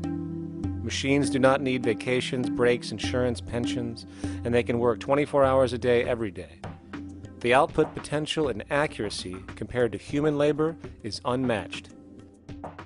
The bottom line, repetitive human labor is becoming obsolete and impractical across the world, and the unemployment you see around you today is fundamentally the result of this evolution of efficiency in technology. For years, market economists have dismissed this growing pattern, which could be called technological unemployment, because of the fact that new sectors always seem to emerge to reabsorb the displaced workers. Today, the service sector is the only real hub left and currently employs over 80% of the American workforce, with most industrialized countries maintaining a similar proportion. However, this sector is now being challenged increasingly by automated kiosks, automated restaurants, and even automated stores. Economists today are finally acknowledging what they have been denying for years. Not only is technological unemployment exacerbating the current labor crisis we see across the world due to the global economic downturn, but the more the recession deepens, the faster the industries are mechanizing. The catch, which is not realized, is that the faster they mechanize to save money, the more they displace people, the more they reduce public purchasing power. This means that while the corporation can produce everything more cheaply, fewer and fewer people will actually have money to buy anything, regardless of how cheap they become. The bottom line is that the labor for income game is slowly coming to an end. In fact, if you take a moment to reflect on the jobs which are in existence today, which automation could take over right now if applied, 75% of the global workforce could be replaced by mechanization tomorrow. And this is why, in a resource-based economy, there is no monetary market system, no money at all, for there is no need. A resource-based economy recognizes the efficiency of mechanization and accepts it for what it offers. It doesn't fight it like we do today. Why? Because it is irresponsible not to, given any interest in efficiency and sustainability. And this brings us back to our city system. In the center is the central dome, which not only houses the educational facilities and transportation hub, it also hosts the mainframe that runs the city's technical operations. The city is, in fact, one big automated machine. It has sensors in all technical belts to track the progress of agriculture, energy gathering, production, distribution, and the like. Now, would people be needed to oversee these operations in the event of a malfunction or the like? Most probably yes, but that number would decrease over time as improvements continue. However, as of today, maybe 3% of the city population would be needed for this job when you break it down. And I can assure you that in an economic system which is actually designed to take care of you and secure your well-being, without you having to submit to a private dictatorship on a daily basis, usually to a job that is either technically unnecessary or socially pointless, while often struggling with debt that doesn't exist just to make ends meet. I guarantee you people will volunteer their time left and right to maintain and improve a system that actually takes care of them. And coupled with this issue of incentive comes the common assumption that if there isn't some external pressure for one to work for a living, people will just sit around, do nothing, and turn into fat, lazy blobs. This is nonsense. The labor system we have today is in fact the generator of laziness, not a resolver of it. If you think back to when you were a child, full of life, interested in new things to understand, likely creating and exploring, but as time went on, the system pushed you into the focus of figuring out how to make money. And from early education to study at a university, you are narrowed, only to emerge as a creature which serves as a cog in a wheel in a model that sends all the fruits to the upper 1%. Scientific studies have now shown that people are, in fact, not motivated by monetary reward when it comes to ingenuity and creation. The creation itself is the reward. Money, in fact, appears only to serve as an incentive for repetitive, mundane actions, a role we have just now shown can be replaced by machine. So when it comes to innovation, the actual use of the human mind, the monetary incentive has proven to be a hindrance, interfering and detracting from creative thought. And this might explain why Nikola Tesla, the Wright brothers, and other inventors who contributed massively to our current world never showed a monetary incentive to do so. Money is, in fact, a false incentive and causes 100 times more distortion than it does contribution. Good morning, class. Please settle down. The first thing I would like to do is go around the room and ask what everyone would like to be when they grow up. Who would like to go first? Okay, how about you, Sarah? When I grow up, I want to work at McDonald's like my mom. Oh, family tradition, eh? How about you, Linda? When I grow up, I'm going to be a prostitute on the streets of New York City. Oh, glamour girl, huh? Very ambitious. How about you, Tommy? When I grow up, I'm going to be a rich, elitist businessman who works on Wall Street and profits off of the collapse of foreign economies. Enterprising, and great to see some multicultural interest.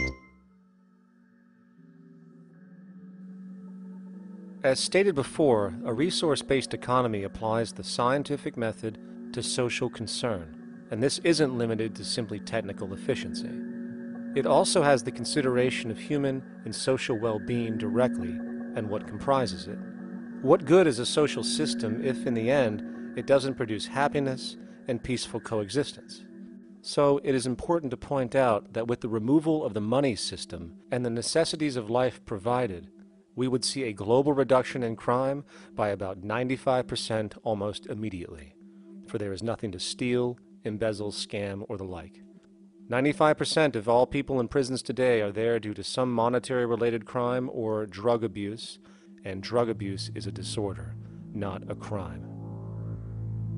So what about the other 5%, the truly violent, often seeming to some as being violent for the sake of being violent? Are they just evil people? The reason that I frankly think it's a waste of time to engage in moral value judgments about people's violence is because it doesn't advance by one iota our understanding of either the causes or the prevention of the violent behavior. People sometimes ask if I believe in forgiving criminals. My answer to that is, no, I don't believe in forgiveness any more than I believe in condemnation. It's only if we as a society can take the same attitude of treating violence as a problem in public health and preventive medicine rather than as a moral evil. It's only when we make that change in our own attitudes and assumptions and values that we will actually succeed in reducing the level of violence rather than stimulating it, which is what we do now. The more justice you seek, the more hurt you become, because there's no such thing as justice. There is whatever there is out there. That's it. In other words, if people are conditioned to be racist and bigots, if they're brought up in an environment that advocates that, why do you blame the person for it? They're a victim of a subculture. Therefore, they have to be helped. The point is, we have to redesign the environment that produces aberrant behavior. That's the problem, not putting a person in jail. That's why judges, lawyers, freedom of choice, such concepts are dangerous, because it gives you misinformation that the person is bad or that person is a serial killer. Serial killers are made, just like soldiers become serial killers with a machine gun. They become killing machines, but nobody looks at them as murderers or assassins, because that's natural. So we blame people. We say, well, this guy was a Nazi, he tortured Jews. No, he was brought up to torture Jews. Once you accept the fact that people have individual choices and they're free to make those choices, free to make choices means without being influenced. And I can't understand that at all. All of us are influenced in all our choices by the culture we live in, by our parents, and by the values that dominate. So we're influenced. So there can't be free choices. What's the greatest country in the world? The true answer, I haven't been all over the world, and I don't know enough about different cultures to answer that question. I don't know anybody that speaks that way. They say, good old USA, the greatest country in the world. There's no survey. Have you been to India? No. Have you been to England? No. Have you been to France? No. What do you make your assumptions on? They can't answer. They get mad at you. They say, well, goddamn it, who the hell are you to tell me what to think? You know, don't forget, you're dealing with aberrated people. They're not responsible for their answers. They're victims of culture. That means they've been influenced by their culture.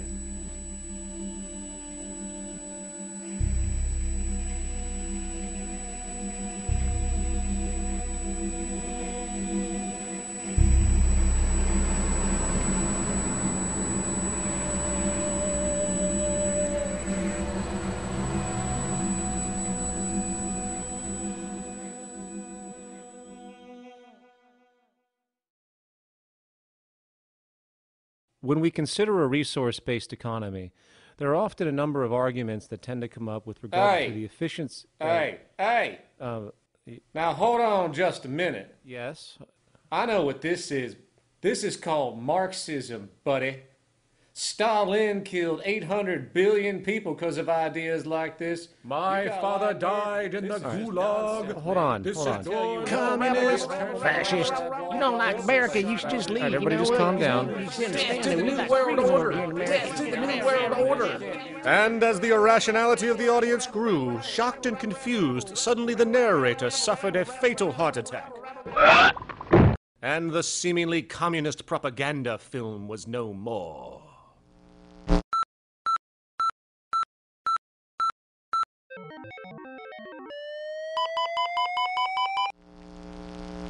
You know, I've said that sort of thing to people in think tank type of situations, and you know, these Club of Rome types and so forth. Marxist? What Marxist? Where did that come from? You know, they got this icon they hold on to as their holy grail, and it's such an easy one. You know, people ask if I'm a socialist or a communist or a capitalist, and I say I'm none of the above. And why do you think that those are the only options? All of those political constructs were created by writers who assumed that we lived on a planet of infinite resources. Not a one of those political philosophies even contemplates that there might be a shortage of anything. I believe that communism, socialism, free enterprise, fascism are part of social evolution, that you can't take a giant step from one culture to another, But they're in-between systems. Before there's any ism, we've got a life ground, and the life ground is, as I just described most easily, it's all the conditions required to take your next breath, and that involves the air you breathe, the water you get, the safety you have, the education you can access, all these things that we share and use and that no life in any culture can do without. So we've got to reset down to the life ground, and the life ground is no longer any ism. It's life value analysis. It's simply a matter of historical fact that the dominant intellectual culture of any particular society reflects the interest of the dominant group in that society. In a slave-owning society, the beliefs about human beings and human rights and so on will reflect the needs of the slave owners. In a society which again is based on the power of certain people to control and profit from the lives and work of millions of others, the dominant intellectual culture will reflect the needs of the dominant group. And so that if you look across the board, the ideas that pervade psychology and sociology and history and political economy and political science fundamentally reflect certain elite interests. And the academics who question that too much tend to get shunted to the side or to be seen as sort of radicals. The dominant values of a culture tend to support and perpetuate what is rewarded by that culture. And in a society where success and status is measured by material wealth, not social contribution, it is easy to see why the state of the world is what it is today. We are dealing with a value system disorder, completely denatured, where the priority of personal and social health have become secondary to the detrimental notions of artificial wealth and limitless growth. And like a virus, this disorder now permeates every facet of government, news media, entertainment, and even academia. And built into its structure are mechanisms of protection from anything that might interfere. Disciples of the monetary market religion, the self-appointed guardians of the status quo, constantly seek out ways to avoid any form of thought which might interfere with their beliefs, the most common of which are projected dualities. If you are not a Republican, you must be a Democrat. If you are not a Christian, you might be a Satanist. And if you feel society can be greatly improved to consider perhaps, I don't know, taking care of everyone, you're just a utopianist. And the most insidious of them all, if you are not for the free market, you must be against freedom itself. I'm a believer in freedom. Every time you hear the word freedom being said anywhere or government interference said anywhere, it means, decoded, blocking maximization of turning money into more money for private money possessors. That's it. Every other thing they'll say, oh, we need more commodities for people, oh, this is freedom against tyranny and so forth. Every time you see it, you can decode it down to that. And I think you'll find a one-to-one correlation with every time they use it. And this is a sense in which we might call it's a syntax, a governing syntax of understanding and of value, so that it governs beneath their own recognition of it. So they may not say, oh, I didn't mean that at all, but in fact, that's what they do. Just like you may speak a grammar, and you have rules of grammar you follow without recognizing what the rules are. And so what we have is what I call the ruling value syntax that underlies this. So every time they use these words, government interference, lack of freedom, or progress, or development, you can decode them all to come back to mean that. Of course, when you hear the word freedom, it tends to be in the same sentence with something called democracy. It's fascinating how people today seem to believe that they actually have a relevant influence on what their government does, forgetting that the very nature of our system offers everything for sale. The only vote that counts is the monetary vote, and it doesn't matter how much any activist yells about ethics or accountability. In a market system, every politician, every legislation, and hence every government is for sale. And even with the $20 trillion bank bailout starting in 2007, an amount of money which could have changed, say, the global energy infrastructure to fully renewable methods, instead going to a series of institutions that literally do nothing to help society, institutions that could be removed tomorrow with no recourse. The blind conditioning that politics and politicians exist for the public well-being still continues. The fact is, politics is a business, no different than any other in a market system, and they care about their self-interest before anything else. I don't really, honestly, deep down believe in political action. I think the system contracts and expands as it wants to. It accommodates these changes. I think the civil rights movement was an accommodation on the part of those who own the country. I think they see where their self-interest lies. They see a certain amount of freedom seems good, an illusion of liberty. Give these people a voting day every year so that they'll have the illusion of meaningless choice. Meaningless choice that we go like slaves and say, "Oh, I voted." The limits of debate in this country are established before the debate even begins, and everyone else is marginalized. They're made to seem either to be communists or some sort of disloyal person. A kook, there's a word. And now it's conspiracy. Say, they've made that something that should not be even entertained for a minute, that powerful people might get together and have a plan. Doesn't happen. You're a kook. You're a conspiracy buff. And of all the mechanisms of defense of this system, there are two that repeatedly come up. The first is this idea that the system has been the cause of the material progress we have seen on this planet. Well, no. There are basically two root causes which have created the increased so-called wealth and population growth we see today. One, the exponential advancement of production technology, hence scientific ingenuity. And two, the initial discovery of abundant hydrocarbon energy, which is currently the foundation of the entire socioeconomic system. The free market, capitalist, monetary market system, whatever you want to call it, has done nothing but ride the wave of these advents with a distorted incentive system and a haphazard, grossly unequal method of utilizing and distributing those fruits. The second defense is a belligerent social bias generated from years of propaganda, which sees any other social system as a route to so-called tyranny, with various name droppings of Stalin, Mao, Hitler, and the death tolls they generated. Well, as despotic as these men might have been, along with the societal approaches they perpetuated, when it comes to the game of death, when it comes to the systematic daily mass murder of human beings, nothing in history compares to what we have today. Famines throughout at least the last century of our history have not been caused by a lack of food. They've been caused by relative poverty. The economic resources were so inequitably distributed that the poor simply didn't have enough money with which to buy the food that would have been available if they could have afforded to pay for it. That would be an example of structural violence.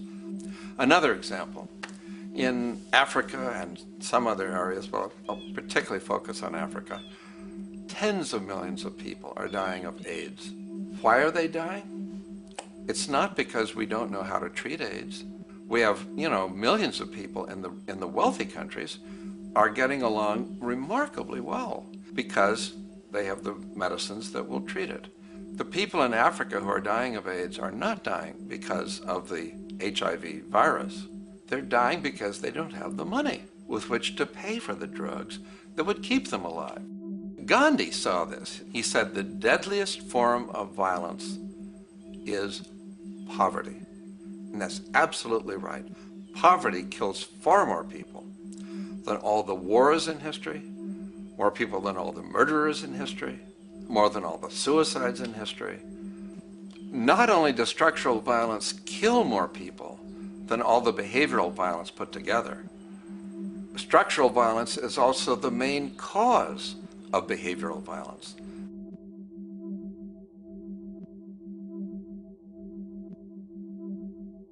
Oil is the foundation of, and it is present throughout the edifice of human civilization. There are 10 calories of hydrocarbon energy, oil and natural gas, in every calorie of food you and I eat in the industrialized world. Fertilizers are made from natural gas. Pesticides are made from oil. You drive oil-powered machines to plant, plow, irrigate, harvest, transport, package. You wrap the food in plastic, that's oil. All plastic is oil. There are 7 gallons of oil in every tire. Oil is everywhere. It's ubiquitous. And it's only because of oil that there are 7 billion people, or almost 7 billion people on this planet right now. The arrival of this cheap, easy energy, which is equivalent, by the way, to billions of slaves working around the clock, changed the world in such a radical way over the last century, and the population has gone up 10 times. But by 2050, oil supply is able to support less than half the present world's population in their present way of life. So the scale of adjustment to live differently is just enormous. The world is now using 6 barrels of oil for every barrel it finds. 5 years ago, it was using 4 barrels of oil for every barrel it finds. A year from now, it's going to be using 8 barrels of oil for every barrel it finds. What's disturbing to me is the lack of any real effort from governments worldwide or industry leaders worldwide to do something different. I mean, we have these sort of attempts to build more wind power and to maybe do something with tide. We've got attempts to make our cars a little bit more efficient. But there's nothing which really looks like a revolution coming along. These are all pretty minor. And that, I think, is pretty frightening. And the governments who are driven by these economists who don't really appreciate what we're talking about are trying to stimulate consumerism to restore past prosperity in the hope that they can restore the past. They're printing yet more money lacking any collateral at all. So if the economy improves and recovers and growth, the famous growth comes back, it'll only be short-lived because within a short period of time, counted in months rather than years, it'll hit the supply barrier again. There'll be another price shock and a deeper recession. So I think we go into a series of vicious circles. So you have the economic growth going up, price spike, everything shuts down, that's where we are now.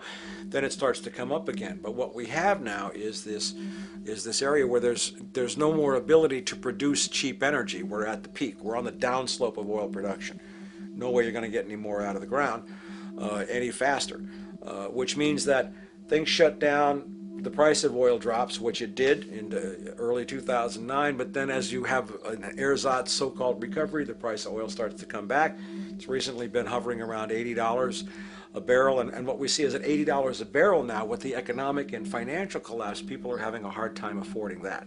World oil production right now is about 86 million barrels a day. Over 10 years, you're looking at roughly 40 million barrels a day having to be replaced. There's nothing around which can come even within 1% of meeting that sort of demand. If we don't do something pretty quickly, there's going to be a huge energy deficiency.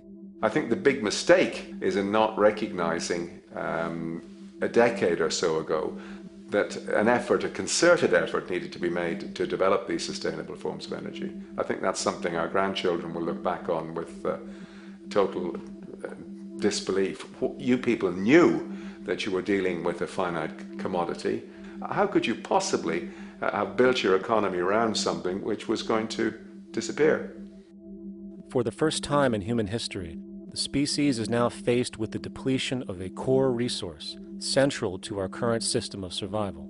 And the punchline of the whole thing is that even with oil becoming more and more scarce, the economic system will still blindly push its cancerous growth model, so people can go out and buy more oil-powered cars to generate GDP and jobs, exacerbating the decline. Are there solutions to replace the edifice of the hydrocarbon economy? Of course. But the path needed to accomplish these changes will not manifest through the market system protocols required, since new solutions can only be implemented through the profit mechanism. People are not investing in renewable energies because there is no money in it in both the long and short term, and the commitment needed to make it happen can only occur at a severe financial loss. Hence, there is no monetary incentive, and in this system, if there's no monetary incentive, things do not happen. And on top of it all, peak oil is just one of many surfacing consequences of the environmental social train wreck gaining speed today. Other declines include freshwater, the very fabric of our existence, which is currently showing shortages for 2.8 billion people, and those shortages are on pace to reach 4 billion by 2030. Food production, the destruction of arable cropland, from which 99.7% of all human food comes from today, is occurring up to 40 times faster than it is being replenished. And over the last 40 years, 30% of the arable land has become unproductive.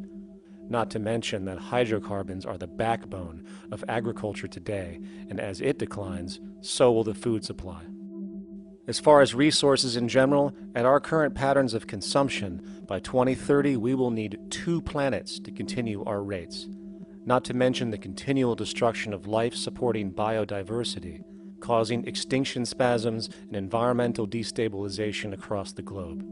And with all of these declines, we have the near exponential population growth, where by 2030 there might be over 8 billion people on this planet.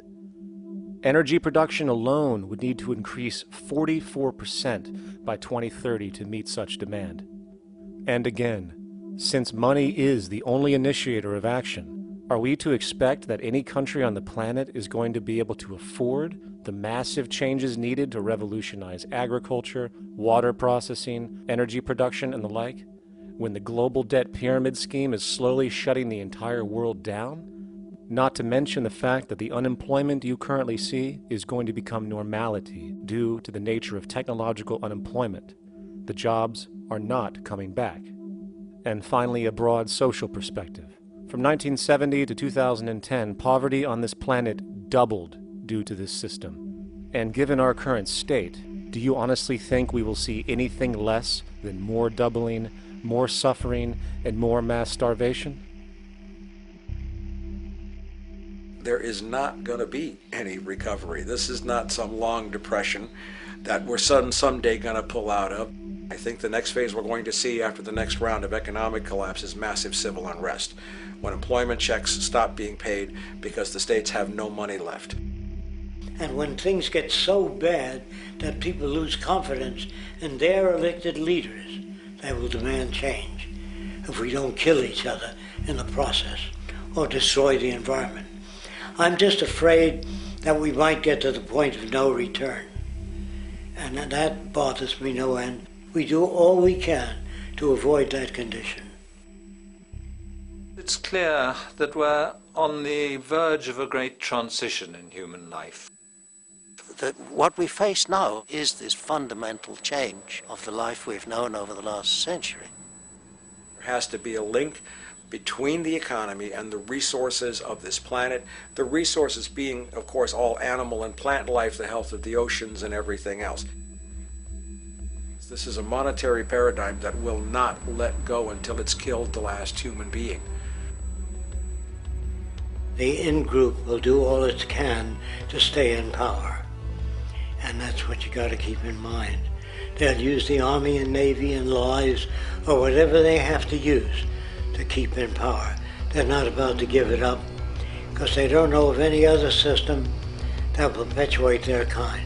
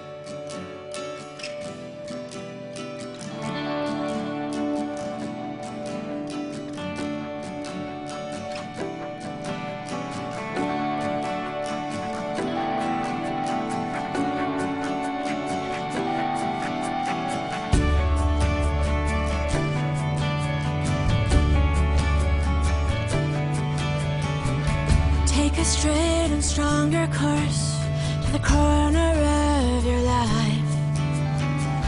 Just remember that the goal is for us all to capture all we want. We have to don't surround yourself with yourself. Move on back to squares. Send an instant karma to me, and I shall live with love and care for yourself. 'Cause it's time, this time and time with your time, and its news is captured for the Queen to use.